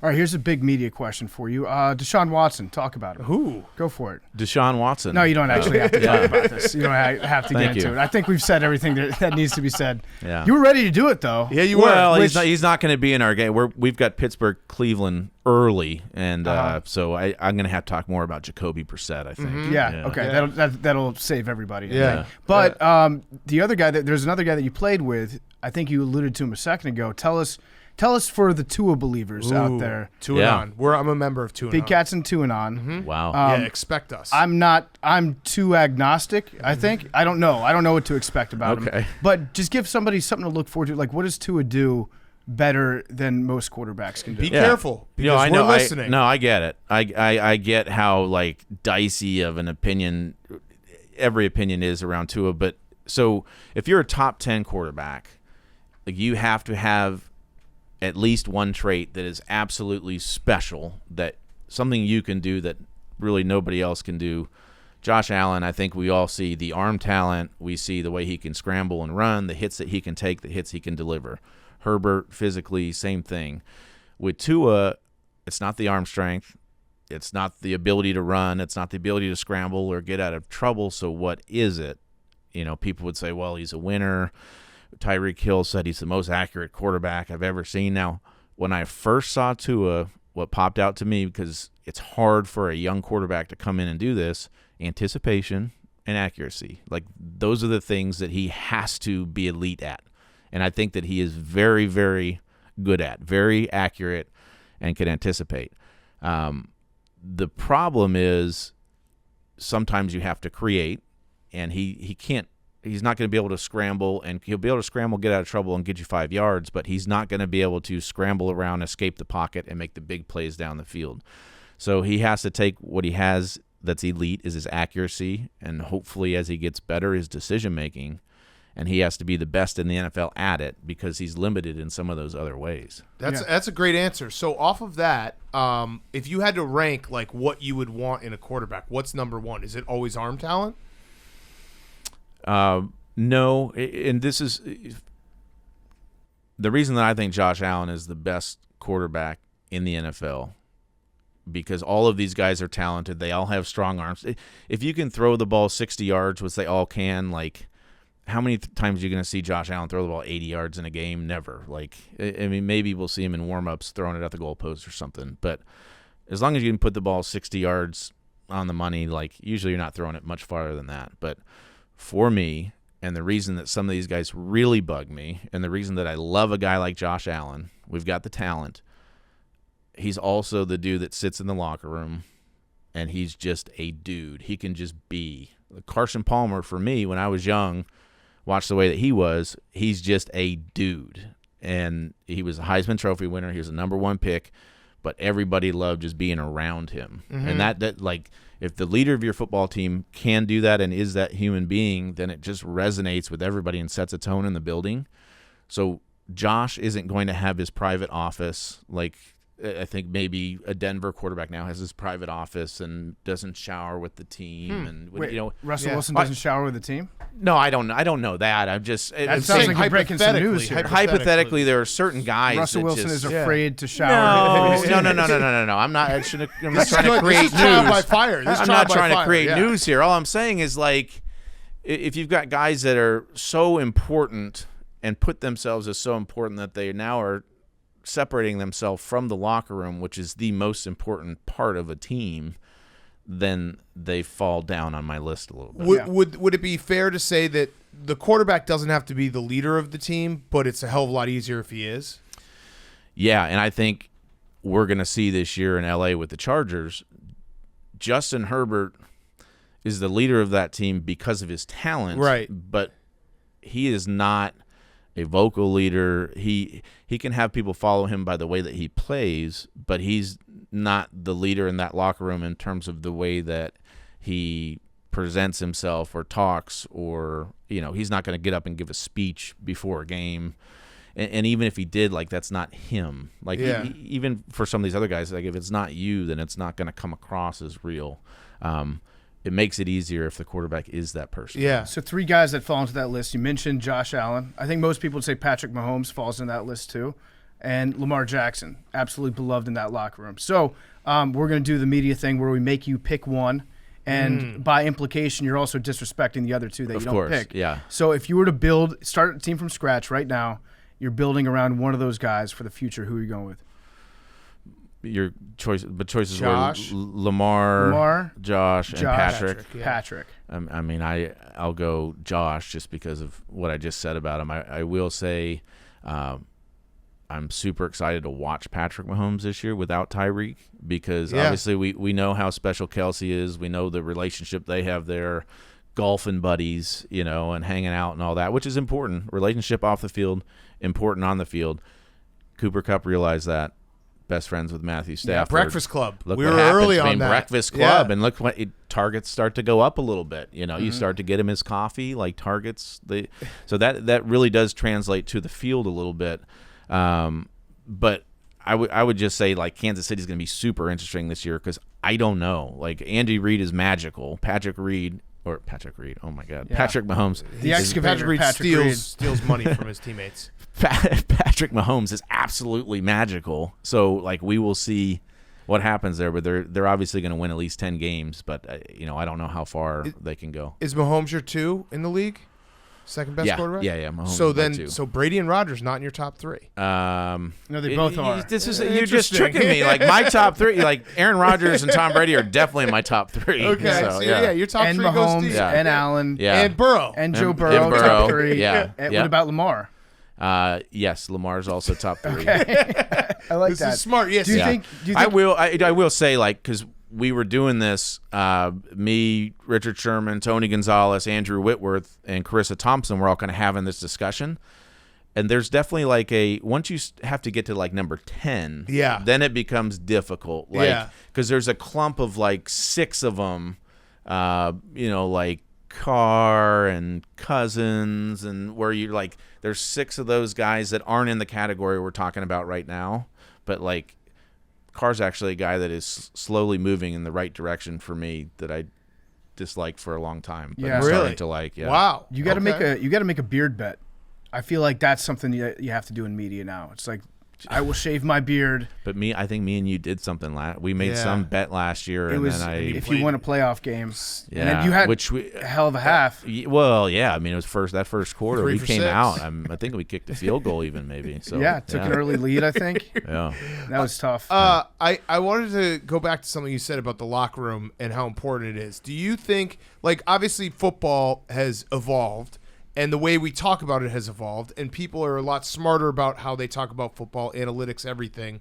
Do you think that human element still trumps everything else when it comes to numbers? Because that's the part that always interests me about sports is like letdown games or the team that has no chance. Everyone wrote them off, but they're able to do something. Like the locker room and how it comes together. Would you say that's more important than, numbers and all these like, hey, when should we go on 4th down and everything? Yeah, I think it is. And that's, you see teams every year, and the Chargers are a good example. We're going to revamp the defense. So they bring in, Mack, and they bring in the run stuffer from LA. They bring in all these names, JC Jackson, but there's a culture in the locker room, and it's all got to fit. And so for me, when I look at it and I'm looking at teams, you need like those pillars, like those guys, we'll use another example since I've been talking about the Bills a lot. Let's say Baltimore is an example. Like Lamar Jackson is a pillar on that team. Who else on that team is their pillar? Who are their guys on defense? Who are their other guys on offense? Because as soon as people come in, and Baltimore on defense had a great culture for a long time, like there's a standard that everybody else has to live up to, and there's a way that you need to act in the locker room, and there's a way that you need to act when you go on the road, and these cultures and locker rooms are so important, and it's hard from the outside looking in to get a feel or sense for a lot of that. What coach, because the Ravens, I would argue, is very much Harbaugh, like similar to the Steelers, where the Steelers, like, the Tomlin is the culture and what he said. So what coach did you have where it was like the culture and almost the pillar was the coach, not the players as much? All right. So, my career, very interesting in that it was just short stops everywhere, basically, right? And if I was there for more than a year, usually there was some coach getting fired. And so I had so much turnover. When I was in Cincinnati, Marvin Lewis had been there for a while and still was there after I left for a while. So maybe he was one that I had. Mike Munchak, when I was in Tennessee, a guy that, was a great player at Penn State and then a Hall of Fame player in the NFL, and then goes on to be a good coach. He, for me, it was like when I walked in that building, just from his presence, okay, I got it. I know what the standard is. This guy's all business. And I was there for a year, and he got fired after that year. So, whatever. But I mean, we talk about like going with the Titans this year. Everyone's like, oh, they're kind of going the wrong direction. And I keep going back to, but Vrabel is a coach that it seems like every time you write off the Titans, he finds a way to get the most out of his team. Yeah, I think that's a great example. And I was with Vrabes in Houston when he was just the linebacker coach. But he was one of those guys very early on you could put your finger on and say, okay, this guy's going to be head coach. Like, it's just a matter of time, whether it's going to be 3 years, 5 years, like, this is it. And for a guy to be able to play at a high level like he did and then go and become a coach, first of all, just to have the want to, I'm sure he made plenty of money to be like, okay, I want to coach this game, and to do it with the passion that he has. He's also a culture guy where you walk in and you're like, wow, like this, okay, I know what to do. Like, I'm looking at you. This is it. Okay. Yeah. Would you say Chan Gailey was he the Fitzpatrick whisperer? Like you and him were together, what, 3 times? We were together 3 times. So, Chan and I met when he was hired in Buffalo in 2010. Vicious 3-way quarterback battle between me, Trent Edwards, and Brian Brom. Yep. And it was just every day. I remember. Yeah. Just battling. Yeah, Big Cat's 2-and on, you're 4chan. Yeah. So I didn't start the first 2 games that year, and then I did for the next 3 years. But the interesting thing, so Chan, for me, is my favorite coach I've ever had, and a lot of that is just his belief in me and the offense that he ran and the way that there was some freedom with players and what we could do. One of the more bizarre moments of my career, though, I'm in Miami. We go through the Tank for Tua season, and the offense coordinator gets fired. Chan gets hired. Like, with nobody asked me I was with the guy for 3 years. He had been retired and living in Georgia and enjoying his grandkids and golfing, and like, you would have thought maybe they just would have asked me, hey, what do you think about this guy? Which I would have given an answer that I'm giving you. Like, I love Chan. Like, he's my favorite coach, but like zero input. That is weird. It was bizarre. Yeah. But You just saw him one day when you walked down the hall. You're like, oh. No, they told me, oh, I'm high. Oh, okay. Hey, Chan. So you probably went through a couple times in the last year and a half or so when people were trying to figure out, like, are you the motherfucker that Tom Brady was talking about? Yeah. When he said, like, you're keeping this motherfucker. It turns out you've been vindicated, I think. I don't think you were the motherfucker. I think it was Carr. Yeah. That seems like recent. Carr. That's the Had most to be recent. me. No. You think it was you? Yeah. I feel like Brady respects you. No, zero respect. Really? Would never shake my hand. Really? Wait. He wouldn't shake your hand? Well, the first time, I've told this story before, but it just pisses me off because you're in Buffalo, you're playing New England, they're kicking our ass every single year, they're beating us, and we finally in 2011 knocked him off. It was right at the beginning of the season. We had this like great start, and he threw 5 interceptions in the game, which was just wonderful to see. Every single one of them was like wonderful to see, and run straight off, like no handshake, no quarterback, middle of the field, where are the cameras? Okay, Yeah. hey, stay healthy, buddy. Pat me on the head and let me go. Like just ran straight off. So it bothered me so much because there was no respect there. Yeah. And so it was like every time I played him after that, I was like, all right, like I at least got like, let's make this dude respect me. And ended up in New York with the Jets and with Miami beating him. Yep. Both. The last one was especially sweet because it was the Tank for Tua year. It was, start out 0-7. Is this the worst football team of all time? They beat us by 40-something points at the beginning of the season. They needed to beat us to get home field advantage, and it was his last regular season game as a Patriot, and we go and we score at the end of the game and beat them, and then Kansas City gets home field, and they win the Super Bowl that year. Did he shake your hand after that one? Yeah, I think so. Okay. Yeah, I think I probably. So you earned your respect. You finally got it. I probably initiated it. Yes. Yeah, But, you were pumped finally because you got it. won. Yeah, you sprinted right over to him. But I think on the last reading of it, seems like they were talking about Derek Carr. Yeah. because he Okay. was going to go to the Raiders. Regardless, I'm making shirts that say I am that. Okay, yeah, I don't want to take. Yeah. If you believe that you're the motherfucker, I think that you They'll are fuel the you. motherfucker. Yeah, for Prime. You'll be ready to go. You just have a chip on your shoulder. No chip. I like the funny T-shirt. So I just don't know if I'm not sure with Amazon if on Prime Video can we wear a shirt that says I am that mother. Yes, Yeah. or not? No, Like, yes, yeah. definitely. We'll try it out. Yeah. Definitely can. Oh, great media advice. That's perfect. Yeah. Listen to everything we say. We'll set you in Yeah, the right that's direction. perfect. You have Yeah. anything nice you'd like to say about Jeff Bezos? He's got a great body, right? Yeah, he does. He's he jacked does. Got up. a great body. But it's Andy Jassy is now, in the driver's seat. Oh, okay. Okay, nice. I'm a couple years behind on my news. Yeah. All right. So I had a couple last questions. I think I might have asked you this last year, but I'm going to ask it again because it relates now to media. Did you know when Fitzmagic was taking over? Were you like, oh, here it comes?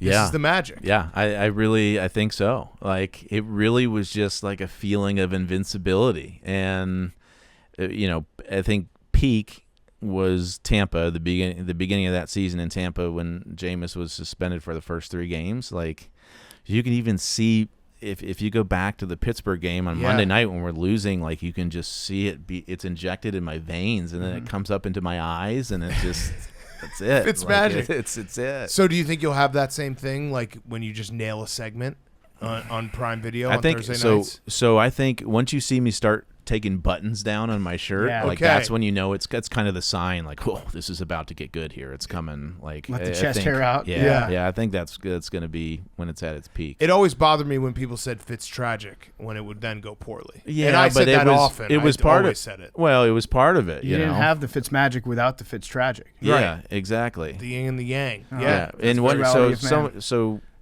of man. quick sidebar here. When they had there was a tournament in Jacksonville, like a gaming tournament for Madden, and there was the shooting.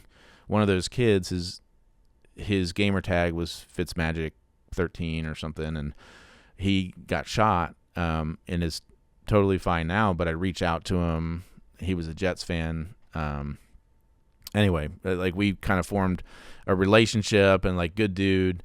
And he told me once, he said, it's not magic if it happens all the time. Mm-hmm. And I was like, dude, that is such a great Yeah. way to think about it. And Yeah. like that was kind of my career. Like it didn't happen all the time. So, Yeah. But like it's not magic if it does happen all The the highs time. were so high. If the magic happened all the time, you'd be a Hall of Famer. Yeah, who wants to who do that? wants I that? mean, who wants, No, yeah, I mean, it immortality? just- You have to Come go to on. like a What- luncheon. what is that? Like, Like, it just doesn't seem lame. That's- interesting to me. Yeah, right? that's. I mean, you know, because you went to Harvard. That's an overachiever move. Well, and we probably would have lived in the same city. Like what? Yeah, right, I mean, right. we toured the country. You know, Yeah. we had to pack our bags every year, pretty much. Yeah. so. That's smart. Yeah. Yeah. You are like the poster child for the Hall of very, very good. yeah. Like you I mean, had a very good career and a fun career too. Yes, very. And fun. you had Well, thank you. the moments that we had. Like you mentioned the start of that season in Tampa Bay. To me, when I think of Fitzmagic, it's actually a play when you were on the Dolphins at the end where you just threw that ball downfield with your head looking backwards. Yeah. I would say that right there in a nutshell, that encapsulates Fitzmagic. Could you even see, were you looking behind yourself? Were you like looking at the ground as you threw that? How far back was your head?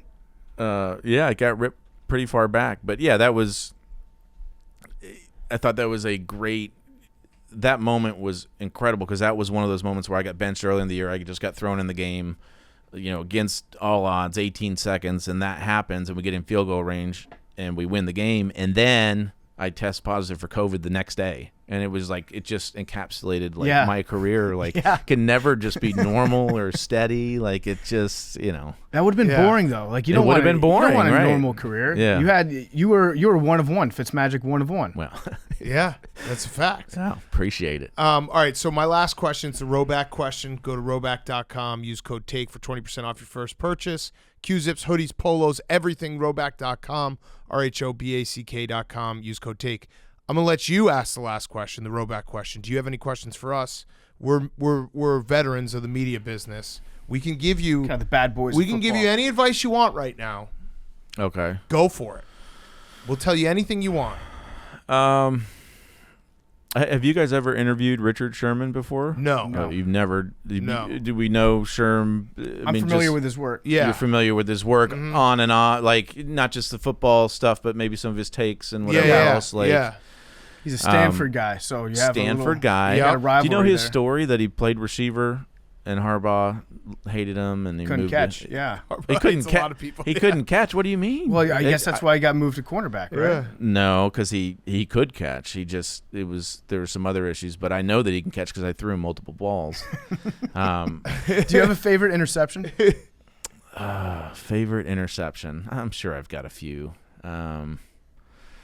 Yeah, I always liked going at guy like Darrelle Revis because nobody ever threw at him, right? And for a good reason. But it was like, well, Stevie, let's see if we can go at this guy today. Let's see how that works out. And a lot of time with Reeve, it didn't work out great. But with other guys, it's fun Yeah. to challenge them sometimes. Yeah. I would just say, like, I think this Thursday night football thing, like everybody's all just be authentic, be you, be real. Like I get that part of it, but I do think me and Sherm, the back and forth, I think will be very interesting because he just sees the game so differently than I do and Yeah, from the a different flip. perspective. But I mean, what are some? I want to try to attack. Not just his character, but I just want to really be able to attack Sherm. Do we have something about his hair, about his face, like any physical feature blemishes that I could go after? You could call him. I did love when Patrick Beverly went and called Chris Paul a traffic cone. And so you could just be like, yeah, at the end of your career, you were just a traffic cone out there. Just Okay. people I running like by that. you. Yeah, I like that. Just call him something like that. Just remind him that the only reason that the Seahawks were good is because they cheated Yeah. every play. They were holding. You could call them Seattle. Yeah. The that's Seattle it. Seahawks. Yeah. That's a Okay. good one These you are can all bring up. really Yeah. good. That is, thank you, guys. I mean, just That- bring up anytime there's a run pass situation that's obviously run, you could just keep hammering him on that. Yeah, what are you going to do? It's on the 2-yard line. Yeah. Richard. Oh, you got to pass it? That will work. I'm pretty sure, didn't he have a Viagra thing? Or was that somebody else in Seattle I don't that know. got popped for using Viagra? But that's the other thing is you don't have to actually have facts behind anything you say. Yeah, you just You learn say that it quickly. and You then- say it, and then if you have to correct it, actually you don't even have to correct it. You just Yeah. be like, "Well, it was a joke." Oh, Yeah, well, that's great. Yeah, Well, yeah. that's No, it's great. It's Okay. the best way to do media. Just okay. be I'll like, put that in my. That's one of my top 3 things of advice. yeah, I'll put that either in my you're back right pocket, or it was yeah. just a joke. Yeah, You never just wrong. kidding. Never I was been beat. Yeah, I was obviously kidding. Yeah. right. Oh, yeah. So Richard Sherman did, he took Viagra and I think Adderall at the same time, which Okay. sounds like a hell of a combination. Yeah, yeah. Just maybe start the first like Chiefs, Chargers. First Thursday night that you're doing, just be like, damn, that game was so much fun. I felt like I took Viagra and Adderall at the same time. Wow. Okay. Just dead air I would. So it's been a lot of fun getting to know him, though. I didn't know him very well, just from playing against him, but That's going to be a super great good dude. dynamic. Super yeah. good dude. Yeah. Yeah. And wait, who's hosting it? Is Carissa? So we've got Carissa Thompson. She's our friend. And She's Tony great. Gonzalez. Yeah. Andrew Whitworth, kind of be in and out a little bit. Carissa So- will check you too. Carissa's tough, man. Yeah. She is tough. She's She- funny. She's very definitely funny. a firecracker Yes. for sure. Yeah. Kind but of a she, psycho. but she know. I mean, you can talk to somebody that knows her stuff. Oh, too. yeah. And she was a huge Seattle fan growing up. But she's been very fun to so get there's to gonna know. be some bias there. Yeah. You got to be careful. Break that up. Carissa already broke my 11-year-old daughter, made her cry in an interview. So I'm never gonna let her live that down. What'd she do? She asked my 11-year-old. She was wearing a jersey that said Fitzmagic on the back, and she said, "What does Fitzmagic mean to you?" Which is a tough question That for is an a tough 11. question. That was her initial, not, "Hey, Lucy, nice to meet you. I'm Carissa." It was like, "What does Fitzmagic mean to you?" Microphone in her face. And she just went 8, 9, 10 seconds and lost it. Full tears, other room. We're seeing a therapist. So it's just... That's Fitztragic. That's Fitztragic. that was tough. But Carissa's not very...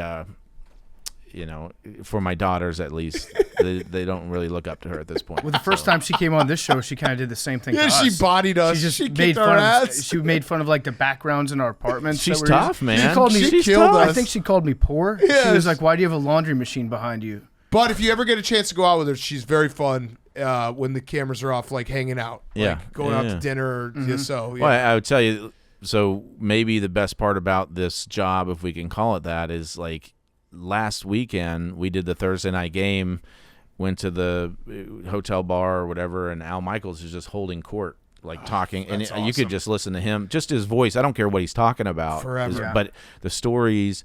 I mean, his memory is unbelievable. We're talking the name of the cab driver 40 years ago when he was at a game. He'll give you the exact day and whatever else, and it's just being able to just sit back and listen to him has been That's really fun as awesome. well. You Yeah. know, he doesn't eat vegetables at all. No He just- veggies. Just straight up meat. No and he eats it veggies. during- he eats just dinner- dark liquor too. Yeah, right? he eats dinner during the game. He's never had a vegetable in his life. That's great. It's incredible. That's someone everyone should look up to. Yeah, I think so too. It is Doesn't great. get talked about enough. He's Yeah. a carnivore. Yeah. He's quite literally the last remaining carnivore. Dude loves me. Yes, yes. All right. Well, Ryan, we're rooting for you. We're excited to watch you. Maybe we'll come back at the end of the season. Let us know how it went. Yeah. We'll be watching. If you mess up, we will. Can We'll be you just, on you. But don't. Yeah, but just send me a text or something. Don't put it out. Just alert me first because So you we're can thumbs up it. well, Yeah, or exactly. thumbs down depending Yeah. on what you tell me. Yeah, but yeah. we're in this together now. you Okay, know? yeah. The first Yeah. one we'll do off air, but then after Next- that we just have give me next one. mistake. we have yeah. a dedication to our audience. Yeah, We- just give me one. yeah, Yeah. And then after that we're just going. Perfect. I might just, you know what? We'll do this as a favor to you because we consider you a friend and you're a recurring guest. When you start on Thursday, your first show, we'll just tweet out, did Ryan Fitzpatrick really just say that? And with no context. Perfect. Yeah. Yeah, I love that. Get the buzz going off. yeah. But and then that'll be great. Yeah. you owe us. You have to at least give us the first team that calls you. You Yeah. have to just let us Yeah. know. I'll give you the scoop. Yes. Yeah, The Someone's second I reached get a out. call, I'll Yes. give you the scoop. Let us for know sure. because Yeah. I mean you're an econ major, right? Yeah. Supply and demand right now. There's a big demand for Fitzmagic, and you control the entire supply. Yeah. Yeah. So you can really work that to your own favor. Yeah, let us break that. Let us break that, and then you know we'll get the protect buzz you. going. Okay. We're like the mafia. I think my oldest son was happy I retired, so he didn't have to keep drafting me in fantasy with his first pick. So now, yeah. he's got a chance this year. Yeah, you he know? definitely can win. Yeah. But we'll protect you. You're protected. You're part of our family now. Yeah. But yeah, we will. What is it? I think 15% of your salary. 15% of your salary. We got 15 from Josh. 15% of your 15. salary. Yeah. And we will protect you at all costs. That sounds great. We'll go to the end of the earth to protect you. Yeah. Great. Yeah. All right. So cash or Well, I'll Bored Apes. You can send it to us in Bored Apes. I'll pay out in Prime memberships. Okay, I'll perfect. Nice. yeah, I I'll like give that. you I love perfect. that. Yeah. All right. Well, thanks so much, Ryan. We appreciate it. Good luck this year. All right. Thanks, guys. Thank you, Ryan. Fitzy was brought to you by Visible. Here we talk about the greats. Great games, great plays, and great wireless. Visible keeps upping their wireless game, so we're going to keep talking about them. It starts at just $30 a month for a one-line plan with Visible. That's taxes and fees included, no family plan needed. That means you don't need the other 4 people to get a $30 a month monthly plan with taxes and fees included. You get unlimited data and hotspot, which means you can stream what you want from pretty much anywhere, and it's all powered by Verizon. And now they have a new plan that includes 5G ultra-wideband and global calling, so you score a premium network experience. Set yourself up for a wireless win. Join Visible. Switch today at visible.com.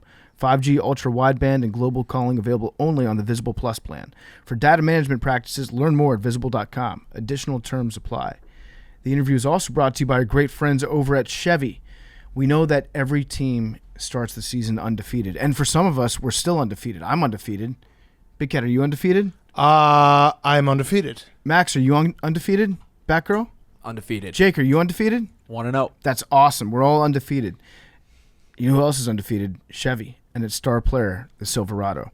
According to J.D. Power, Chevy is the most awarded brand for new vehicle quality, and Chevy trucks have won more new vehicle quality awards than any other brand. Some serious hardware, but champions don't stop. They keep moving forward. That's what Silverado is all about. Chevy gave the Silverado a new interior with a larger infotainment screen and digital instrument cluster, plus up to 14 available camera views. It's always truck season here at Part of My Take, but now it's also tailgate season. And what better way to roll up to a tailgate than in a Chevy Silverado boasting a larger, more functional bed than any other competitor? You and your Silverado will own tailgate season in style. Head over to Chevy.com to learn more about the Chevy Silverado. For J.D. Power 2022 U.S. award information, visit jdpower.com/awards with Chevy. Okay, we got a new segment alert. Everyone, it's the hot new thing. Everyone's got a quarterback on their show. Midweek, we did have Ryan Fitzpatrick, but a current quarterback. Well, no, I guess this isn't a current. We're gonna stick with the, Maybe he might be. Yeah, You'll have to listen to the interview to find out. yeah. So we have Big Ben talking boot with Big Ben. Putting on the talking boot. Putting on the talking boot with Big Ben. Let's do it. Okay, inside the talking boot with Big Ben. It's the new hotness. Every podcast has decided they need a quarterback on once a week to make sure that they're I actually don't know the reasoning behind it. I think I know the reasoning behind it. It's because Aaron Rodgers did it. Right. And so I think what we're going to find out is most quarterbacks, you don't really want them as a guest on your podcast once a week. I think a podcast is sometimes good when there's not a quarterback on it. I'd agree. And we did have Ryan Fitzpatrick on, but he's part of the media. I'm very interested to see, and I used to love this move. My guy, Jay Cutler, he used to do a weekly spot on Waddle and Sylvie every, I think it was maybe Monday or Tuesday. And when the Bears season, as it always does, hit a low point, he would just send Kyle Long or Brandon Marshall. So by like the entire second half of the season, it was just not him. So I wonder, like, that's such a power move to be like, yeah, I don't really want to talk about all these losses, so I'm just gonna send someone else. So that, like, let's see which one of these quarterbacks who does a podcast every week is up to the don't care attitude to just start sending teammates instead of himself when things just kind of fall apart. So I've got an idea of how we can handle this because people are going to be like, yo, why aren't you getting your friends on the show? And to be honest with you, we haven't asked anybody to do it because it's good when they come on like once or twice a year. But again, I feel like most good podcasts, people listen to them for the interviews occasionally, but not to have like a third host involved all the time. Correct. Now, my idea was we could either just steal their audio from the good part and play their audio in our podcast and cuck it that way and take all the good parts for ourselves, or we could just we could ask Blake Bortles one question per week. Down for that. And we'll have Blake Bortles on the show every Wednesday and just like hit him up, ask literally one question, have him answer, and then hang up. And that's it. That's our weekly Blake Bortles interview. Wait, so let's see if he's around, because maybe we should just do that right now. That sounds good to me. We were gonna play Big Ben stuff, but that would be really funny if we just had Blake. Let's see. What should let's figure out what our question good point. is. Let's see. One question for Blake Bortles. It could be anything in the world. Do you think Queen Elizabeth is in hell? Okay. And then maybe like a follow-up question. If he says no, do you believe in heaven? Okay, actually, how about this? I feel like we don't want to blow this interview with Blake because this could be big stuff for the podcast. You could ask him, do you think Queen Elizabeth is in heaven? I feel like that's an easier way. Like that's a softer intro to him. And then if he says yes, then you say, well, do you believe in hell? Okay, perfect. Perfect. All right, so, and I'll also, it won't count as the question, but I'm also going to ask, can you come on every week to do one question? That won't count as the question. That doesn't count. That's a different. Yeah. Okay. Come on, Blake, please pick up.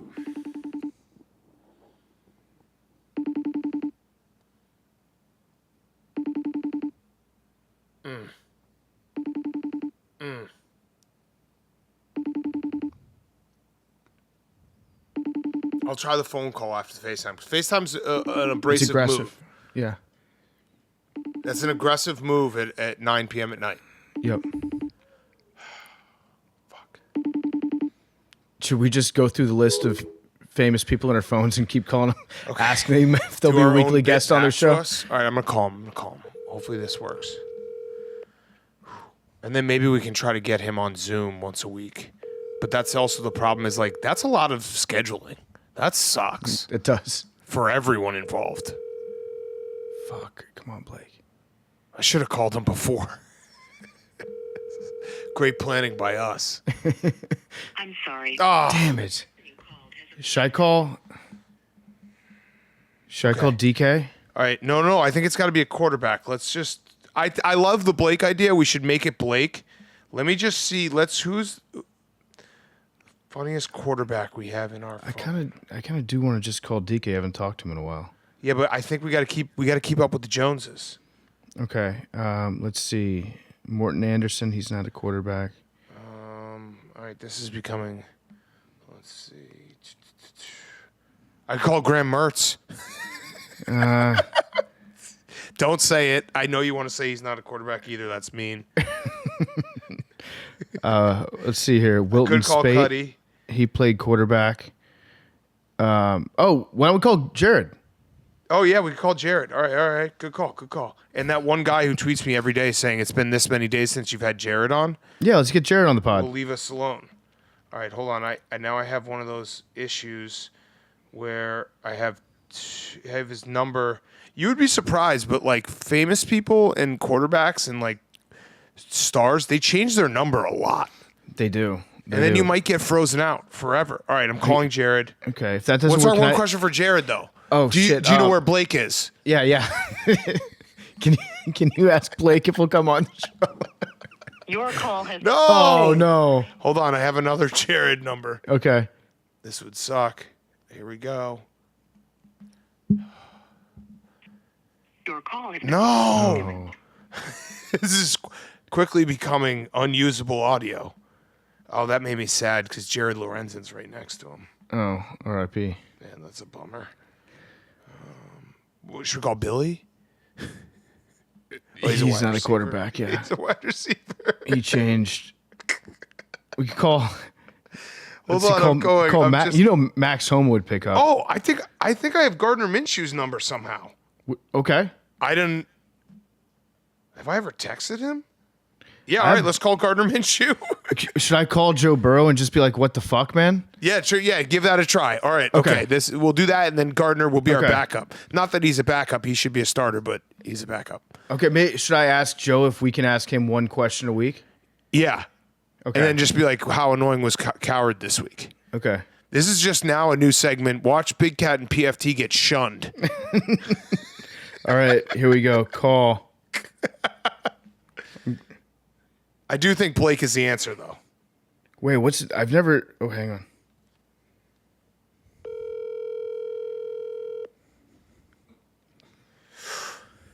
Uh-oh. Uh-oh. It's gonna be bad. This is kind of thrilling, though. Just us calling, just playing phone roulette with quarterbacks. It's also kind of like the opposite of a flex because none of them are picking up our And they're calls. also like, besides like Josh and Joe and Jared.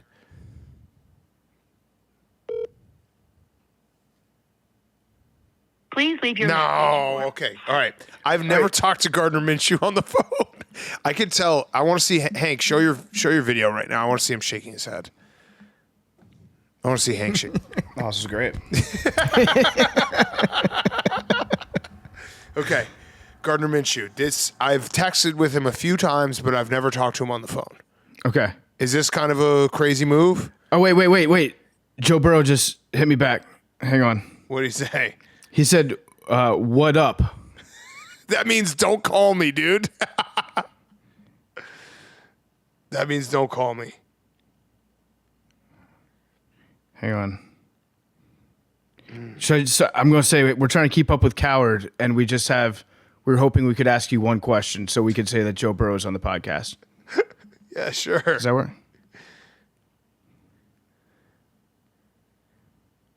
I could call Jim Harbaugh.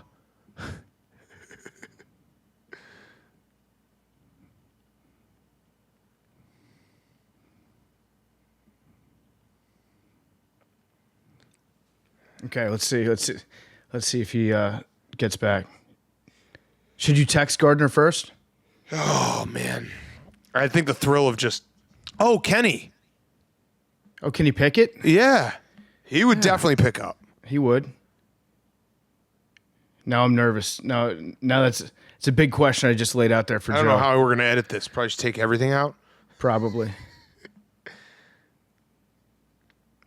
I'm mostly disappointed that Blake didn't pick up.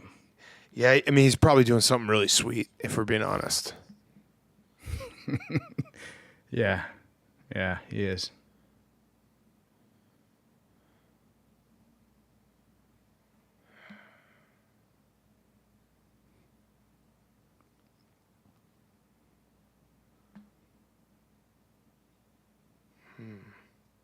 Tommy Reese?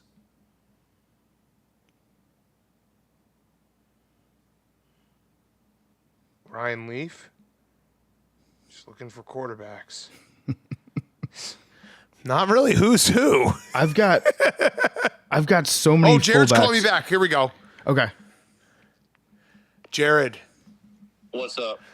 Dude, I don't know if you've noticed, but like every podcast is having a quarterback on every week. Okay. So we want to have, we were going to have Blake on for one question every week, but we called him, he didn't pick up. So you're just going to be on this week for one question. Is that cool? Sure. All right. So you're on right now. What was our one question? Our PFT? question was going to be, do you think Queen Elizabeth's in heaven? Oh, do you think Queen Elizabeth is in heaven? I hope so. Okay, but follow up. I know this is part of the first question. Do you believe in hell? Oh, yeah. Okay. All right. So there was one question with Detroit Lions starting quarterback Jared Goff, our good friend. Tune in next week. Jared, are you up for one question again? Maybe you and Blake can just go back and forth. Yeah, see, Blake may have better answers than I do, but I can be second to Blake if he's not available. Okay, yeah, I like this. A little role reversal. Now you're Blake's backup.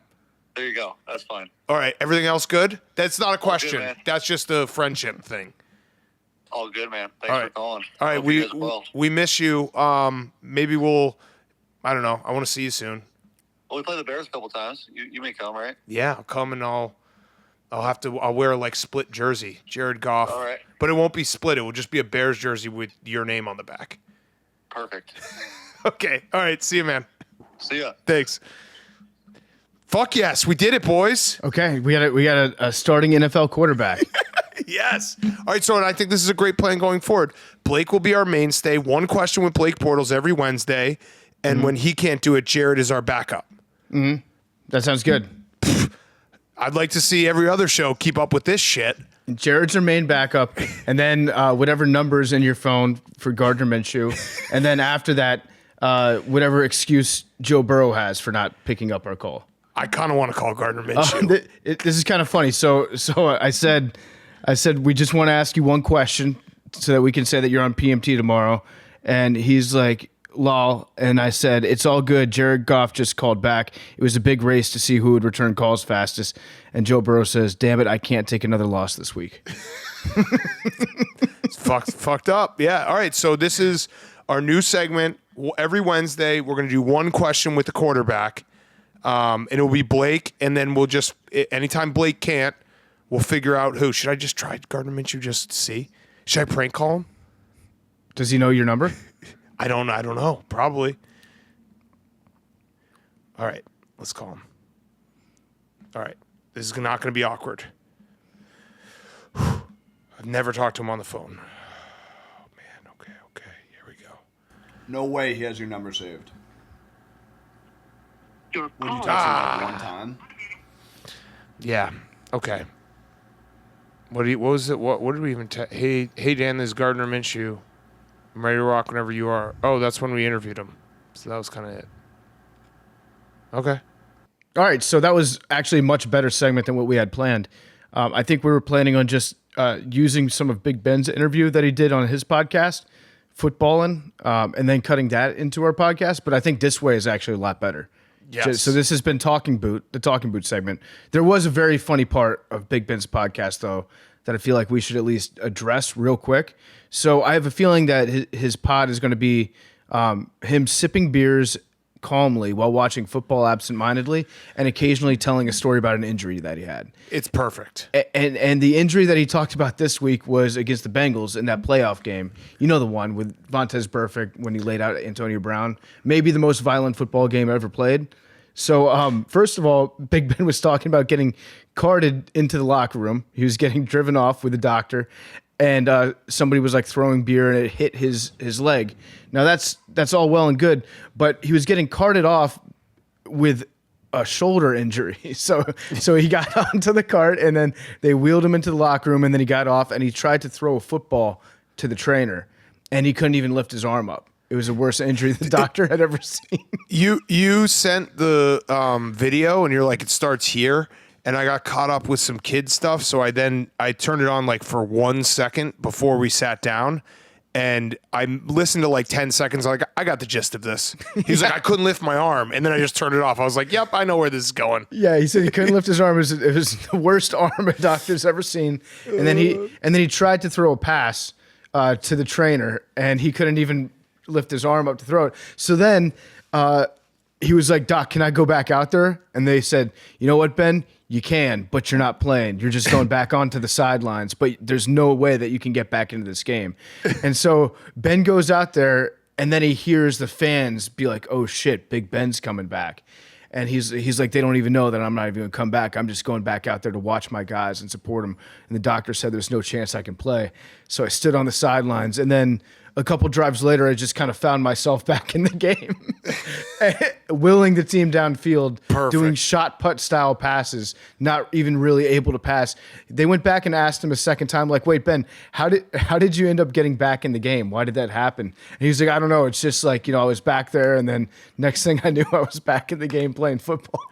They just tricked him. They're like, dude, just go out in your jersey. You'll be fine.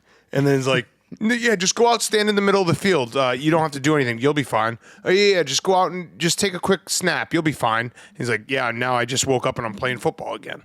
Yeah, it was a wild story. So that's what we're going to do with the Talking Boot with Ben Roethlisberger. But I'm I'm much happier, I think, having Oh, Blake yeah. Bortles on the show every week. This is like vintage PMT to have everyone have these high level quarterbacks, and we're going to just do one question. And I think I'm going to amend it a little. I think we go one question with Blake Bortles, and we tell him it's only one question every week, but we all get one question. Okay. So Hank gets one, I get one, you get one, Billy gets one, Jake gets one, And Blake gets one too. yes, and Blake gets one. So we just tricked him into doing like 5 minutes with us every week. It'd be wait, perfect. Wait, Yeah. tricking somebody into do 5 minutes, that is actually like how this podcast started. Yes. And then soon it'll be Blake Bortles on the show for 30 minutes every Wednesday. Correct. It's a joke that then the joke becomes on us, and then someone like awful announcing will write a year-end like podcast awards, and they'll be like, Coward had Burrow, Kyle Brandt had Josh Allen, Pat McAfee had Rodgers, and these guys come in fourth because they had Blake Bortles. But I don't give a fuck because I love this show. I do too. Take it back to yourself again. Okay, back to ourselves, guys on chicks. Thanks to Big Ben for joining us. He's brought to you by Part of My Cheesesteak. Big Ben loves Part of My Cheesesteak. That dude cannot stop putting cheesesteaks down his gullet. We love Part of My Cheesesteak. It's a delivery and pickup only restaurant brand bringing you craveable cheesesteaks and loaded fries. Part of My Cheesesteak is now available in hundreds of select locations nationwide. New locations being added every week. I saw a bunch of trucks on college campuses. That was cool. The cheesesteaks looked amazing. I had a cheesesteak on Sunday. I actually had half a buffalo chicken cheesesteak and then half a chipotle cheesesteak. It's got more protein than any other cheesesteak in the world, I think. That's what I'm saying at least. You can get lunch, dinner, or late night delivery. Open 7 days a week. Go to partofmycheesesteak.com to learn more and order now on DoorDash, Uber Eats, Postmates, or Grubhub. Okay, let's wrap up with guys on chicks. Hank, you got us some guys on chicks? By the way, Friday we have a great interview with Danny and Lucy DeVito in studio. I still feel bad about them having to sit in this couch. So that was tough, but a great interview. They were great, yeah. Yeah. Okay, go. Okay, so it's only week 1, and I'm in a couple leagues with my boyfriend, his friends, and their girlfriends. Again, week 1. Oh, whoa. Hank lost his mic. I just dropped my mic. Hank somehow. has limp mic problems. Most of us girls have outscored our boyfriends to the point where guys are saying, well, this league isn't our competitive league anyways. They have a larger 12-team guys league with the single friends included. Or saying, well, we let y'all draft better. At what week would it be fair to assume that the girls are just better than the guys because we overanalyzed the draft and came in ready to prove we pay attention to football too? And we are just as good. Like, when can I roll over in bed and look my boyfriend in the eye and say, I'm better than you? Is it week 4? Is it week 6? Is it now? Any help is appreciated because I want them to take this league seriously, and I think shit-talking is the only way to get them locked in instead of dismissing their eventual defeat. See, fantasy football is one of those things where the more you read about it, the worse you get at it usually. Mm-hmm. It's always the people that spend time, like Jerry O'Connell was telling us, like he subscribes to all those different weird sites. He gets the magazines.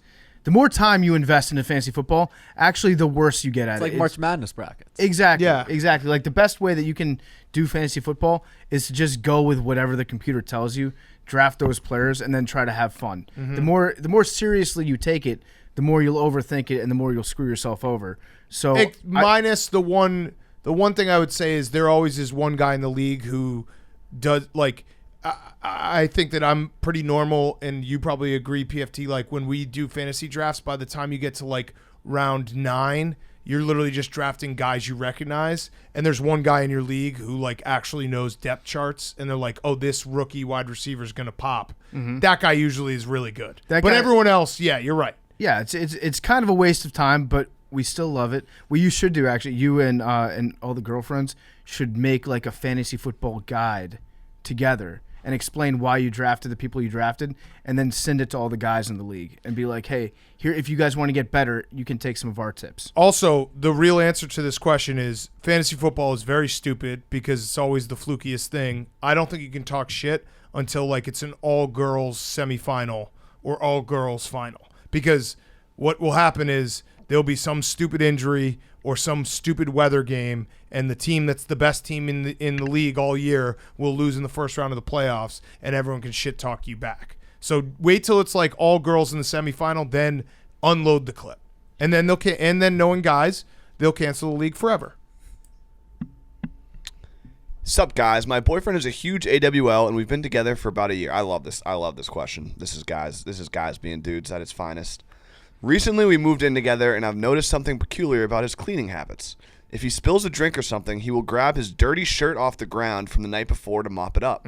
Or sometimes he will take his towel that he just used from his shower, spray some cleaner on the counters, and use the wet towel to clean the countertops. I asked him about it and said that I thought it was gross. All he says is, I'm all about efficiency, baby. Why dirty two things when I can just dirty one? Yeah. Am I wrong here, or is he? No, you're wrong. You're very wrong. He's got a dirty shirt. It can't get more dirty. It's already dirty. Guys, we think of our clothes in terms of, it's very binary. It's like, are these jeans dirty or are they not dirty? Or are they jeans? Are they jeans? Yeah. And I've worn them only 5 days as opposed to 6 days. Once something becomes dirty, it can't possibly get more dirty. It's like getting more pregnant. It's like, okay, the shirt is dirty. I'm going to use it because I'm going to wash it anyways. This guy's you're being unreasonable. Yeah, I was going to say, like, I use socks all the time to clean up shit. I will take my clean sock off being like, I know I'm going to take it off eventually. So if there's a spill at 8 p.m. at night, sock off, clean it up. It's way easier than getting up and getting a paper towel. Yeah. And then be like, well, I'm not going to use this sock tomorrow anyway, so it's dirty. Have you ever pulled this move? You spill something on the ground or on the carpet. It's towards the end of the day. You're going to take your socks off. And so you just keep your socks on. Yeah, oh yeah. And then walk across the stain. Yep. And then use your foot to use your sock to pick the stain up and then throw your sock in the dirty clothes. I'll do that even if it's early in the day. If it's a manageable like spill with a sock, I'll just, I'm like my own mini Zamboni. Yeah, you just and walk then on it. Deal with it. You start like raking at it with your foot. It's Yeah. very efficient. Easy. Hey, Big Cat, I think that's the ultimate. Like, girls, a lot of women don't, like, they would feel the same way, but it's like, I feel like a lot of guys are like, yeah, no, it's just, they're just whatever you can do to clean up. They're just inefficient people. Yeah. Not to cast a wide net. Hey, Big Cat, PFT, Hank, Jake, Billy, and memes. I dated my now ex-boyfriend for almost 3 years. I recently caught him cheating and decided to break up with him. But he has concert tickets he bought for us a while ago and is now texting and even DMing me every day to try to convince me to still go with him. I honestly hate his guts, but I was really excited for this concert. Should I go? The concert is... I need to know who it is. It's got to be... We need to know who it is. It makes a big difference who's playing in this concert. Like, if it's Gaga... Yeah, you gotta go. What about Harry Styles? But... There's no way the guy... I guess the guy probably... If it's Harry Styles, I think, like, that implies that you're going to hook up. Well, if you go to the Harry Styles concert. But there's no way a guy is like, can we, like, let's go to this Harry Styles concert, unless he's trying to go find other chicks. Well, I was going to say that I've watched enough rom-coms and gotten all my relationship advice from Judd Apatow. If you go to this concert, there's like I'd say 85% chance you guys get married. So that's just what's going to happen. You're going to rekindle in the backdrop of a beautiful concert, and boom, you're married. Maybe even have a kid. You might even have a kid that night. It really depends on what concert it is, I think. Like, if it's Limp Bizkit, he just probably wants to go rock out. I think he's actually using this concert as a lever to get back in the door in this relationship. Yeah, no, right? Of course. No, what you should actually do is you should ask him to you'd be like, I'll go, transfer me the tickets, I'll meet you there, sell the tickets, no show. Boom. Take a new date. Yeah, that's diabolical. What if it's the Red Hot Chili Peppers? He might want to rock out to that. Yeah, I'd go. Alter ego help. Uh-oh. My boyfriend constantly says he wishes he didn't have such a plain name. His name is Mike. He said this for years, and I recently just discovered that he has created an alter ego of himself on multiple social media platforms. He's been calling himself Randall Gibbons online for months. Now that I found out about it, he even wants me to start calling him Randy. I'm worried this is going to leak over to real life, and I really don't want to be dating a Randy. Send help. Randall Gibbons. Is that a person? I'm looking up Randall Gibbons right now. No, I don't think. There's an RV. There is an RV repairman named Randall. Wait, Gibbons or Givens? Gibbens. ENS. Oh, I see Randall Gibbons with an O. I like this move. Assistant trailer park supervisor. Franny Lyden, yeah. Anything? Yeah. You. I mean, you're in for this. Yeah, I mean that wasn't like an alter ego because I hated my name. That was just like a Yeah, Just is, wanted Compter to- name. in yeah, the make fun of us. in the alter ego, are they using any sort of anti-Semitic rhetoric online? Is this? I'd like You to know find more out about it. that, yeah. Yeah, that but matters. Randy's kind of a cool name. Randy's a cool name. It's a cooler name than Mike. Is It it? is. It just is. I actually. Yeah, Randy, because Mike is a solid like foundational name, but it's also there's a million Mikes out there. There's not a lot of Randys. If I hear Randy, if I hear Mike, it's like, okay, Mike drives a Honda Accord. Well, you if don't- I hear Randy, it's like, yeah, he does too, but he's got a kick-ass spoiler on the back. Right, and if you hear Mike, you're like, yeah, I probably would be friends with that guy. Yeah. Because like it's just Mike. Mike's a stand-up dude. Yeah, Mike is a good dude. but, Randy's like, the guy you call if you need coke. Yeah, Randy is the guy who's like, hey, let's go fuck some shit up. Yeah. Let's do some weird shit with Yeah. Randy. Randy you've probably had to bail Randy out of jail. Yeah. 6 or 7 times. Randy's a wild card. Mike is gonna pay his mortgage on time. He's gonna mow his lawn. You probably have like a couple, beers with Mike in his garage every weekend, like just hanging out with Mike. Randy doesn't even own property. He's off the grid. Randy's definitely showed up at your house a couple times after 2 a.m. needing a place to lay low for a while. Yeah, Randy is the guy who your wife or girlfriend's like, can you stop bringing Randy around? And that you need one of those friends. What are you gonna say, Billy? He could go by Ike. Ike. Ike's kind of weird. Ike is kind of But weird. it's not Mike. I don't think Mike should not change their name. They're Mikes. Like Ike- it's such a good it's a total like meat and potatoes name. Yeah, Ike I think that's a name for Dwight, isn't it? Ike? I don't think Ike is short for Mike. No, I don't think so either. I think it's Dwight. Mikey. Mikey's cool. You could just go by Mikey. I knew a few Mikeys growing up. They're all No, actually one's in jail. Ike Andy's in Turner jail. was Izier. Huh. Dwight Eisenhower. Yeah, he was Ike. He was yeah. Ike. Yeah. All right, next one. Last one. Last one. Ike Taylor is Ivan. So I guess it really That's kind of cool. it Ivan varies. to Ike is very cool. I always thought it cool, like if you're going to give yourself a nickname, Randy's kind of cool. Raul would be Raul's sweet pretty too. good. Yeah. So the last few days I've been in Europe on a family trip, and we stayed at a hotel with an outdoor patio. We were all casually hanging out with a few drinks mixed in, and we'll call him Rick. With someone we'll call him Rick. Rick stood up from our table to go to his room, and as he was calling it a night, his pants fell down, and he bent over to pull up his pants. At this point, it was a hanging sack and full moon in all our faces. This dude proceeded to fall backwards off the patio with his pants still down. We aided his wife in putting his pants back on. She and her husband were super nice. The ambulance came to get him and sent him to a hospital towards the city center as we were in the countryside. Before the fact, as we were both families from the U.S., we had talked about meeting this family back in our home country. We still have possible intentions of meeting up with his family, but the husband has no recollection of what happened that night, and who knows what his wife is even thinking. How should we approach this situation?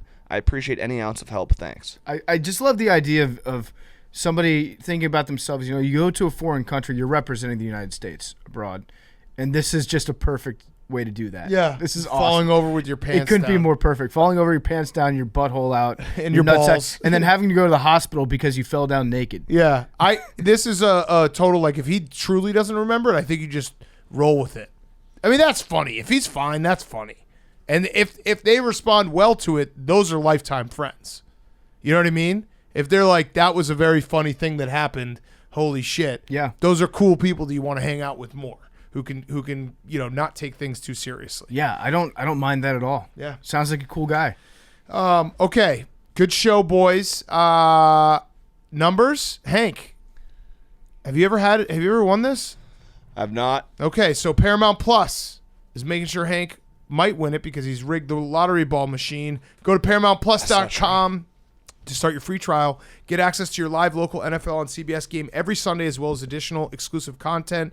NFL and CBS is streaming live on Paramount Plus all season long, kicking off September 11th. We're giving away one code for a free Paramount Plus account so you can watch along with us. Go to redeem a gift card on the bottom of the Paramount Plus website to redeem. You can see it right now on the YouTube. Go subscribe on the YouTube. We are giving away a free Paramount Plus code. Go to ParamountPlus.com to start your free trial to watch your live local NFL and CBS game every Sunday, as well as additional exclusive NFL content. If you have to travel this fall, Paramount Plus is an absolute must so that you can make sure you're always watching NFL football on the go. Paramount Plus. Check it out right now and get that free code if you're first here. Numbers. 17. 69. I'm 2-0 since I got the number right on Sunday. 81. 26. 56. 81. Let's go. 49. What was your number, Hank? 17. My lucky That was a number. bad pick. 17. That was huh? a bad pick. That was a bad pick. I'm telling you right now, it's a bad pick. It's not going to hit. You're not even going to be close. I don't think 17's ever hit. Yeah, and you're not even going to be close. 50. What were you, Max? 56. 56. Let's go, Max! Yes! He's been on the show for 2 months and he already has one. I'm the fucking best. There we go. There we go, back girl. Suck it, Hank. Holy fuck. I'm happy for him. No, I'm you're happy not. for him. No, you're not. Yeah, no. Wow. Wait, there's still memes, right? Huh? Memes? No, well, Memes memes doesn't- memes No, doesn't memes doesn't get. play. Actually, no, yeah, memes fucking sucks. No. No. Memes. He plays like once every month. Yeah. This is another example of Philly just being massively superior to Hank. I'm happy for He him. literally has been, he's That's part of the awesome. show for, what are you, like a month and a half in now? That's cool. And you've already gotten it before Hank? That's great. Wow. That's awesome. Congrats, Max. That's huge. My heart is racing right now. I was not expecting this. Do you have anyone you like to thank? Hank, he brought me onto the show. Yeah. He's been my boss for a really long time. Love I it. just appreciate everything he's Thank ever you. done for me. Thank you, Hank. Thank you, Hank. We'll count this one as a notch in your coaching tree. Good job. Quick wrap up. Watch the Manning cast curse. Saquon was on this time, and it was undefeated in the regular season. Oh, yeah. Good point. Good And, point. As we mentioned before, the Queen Corgis have found a new groomer. Yes. Love you guys. Prince Andrew. Thanks for stealing that joke, Billy. Sucks I so used my bad. animal that was fact. such I a- felt- Alright. I felt That was so proud. such a joke cuck that you had. It's all right. I was just like, I wrote It's it not an down. original I joke, need it. so I don't care. Yeah, Billy, who'd you steal it from? I mean, if you couldn't make that joke. Yeah, no, I agree. So I wasn't a big deal. Hank, that sucks for you, bro. No, it's great. Also, It's we're awesome. going for 3 in a row on Thursday. That's never been done. Yeah, remember when Billy got 69, I got 18 back to back. Yeah. Billy said he retired. So Yeah. yeah, two has happened before. 3 in a row. Yeah. Love you guys. Who here will get it besides Hank? Because he'll never fucking get it.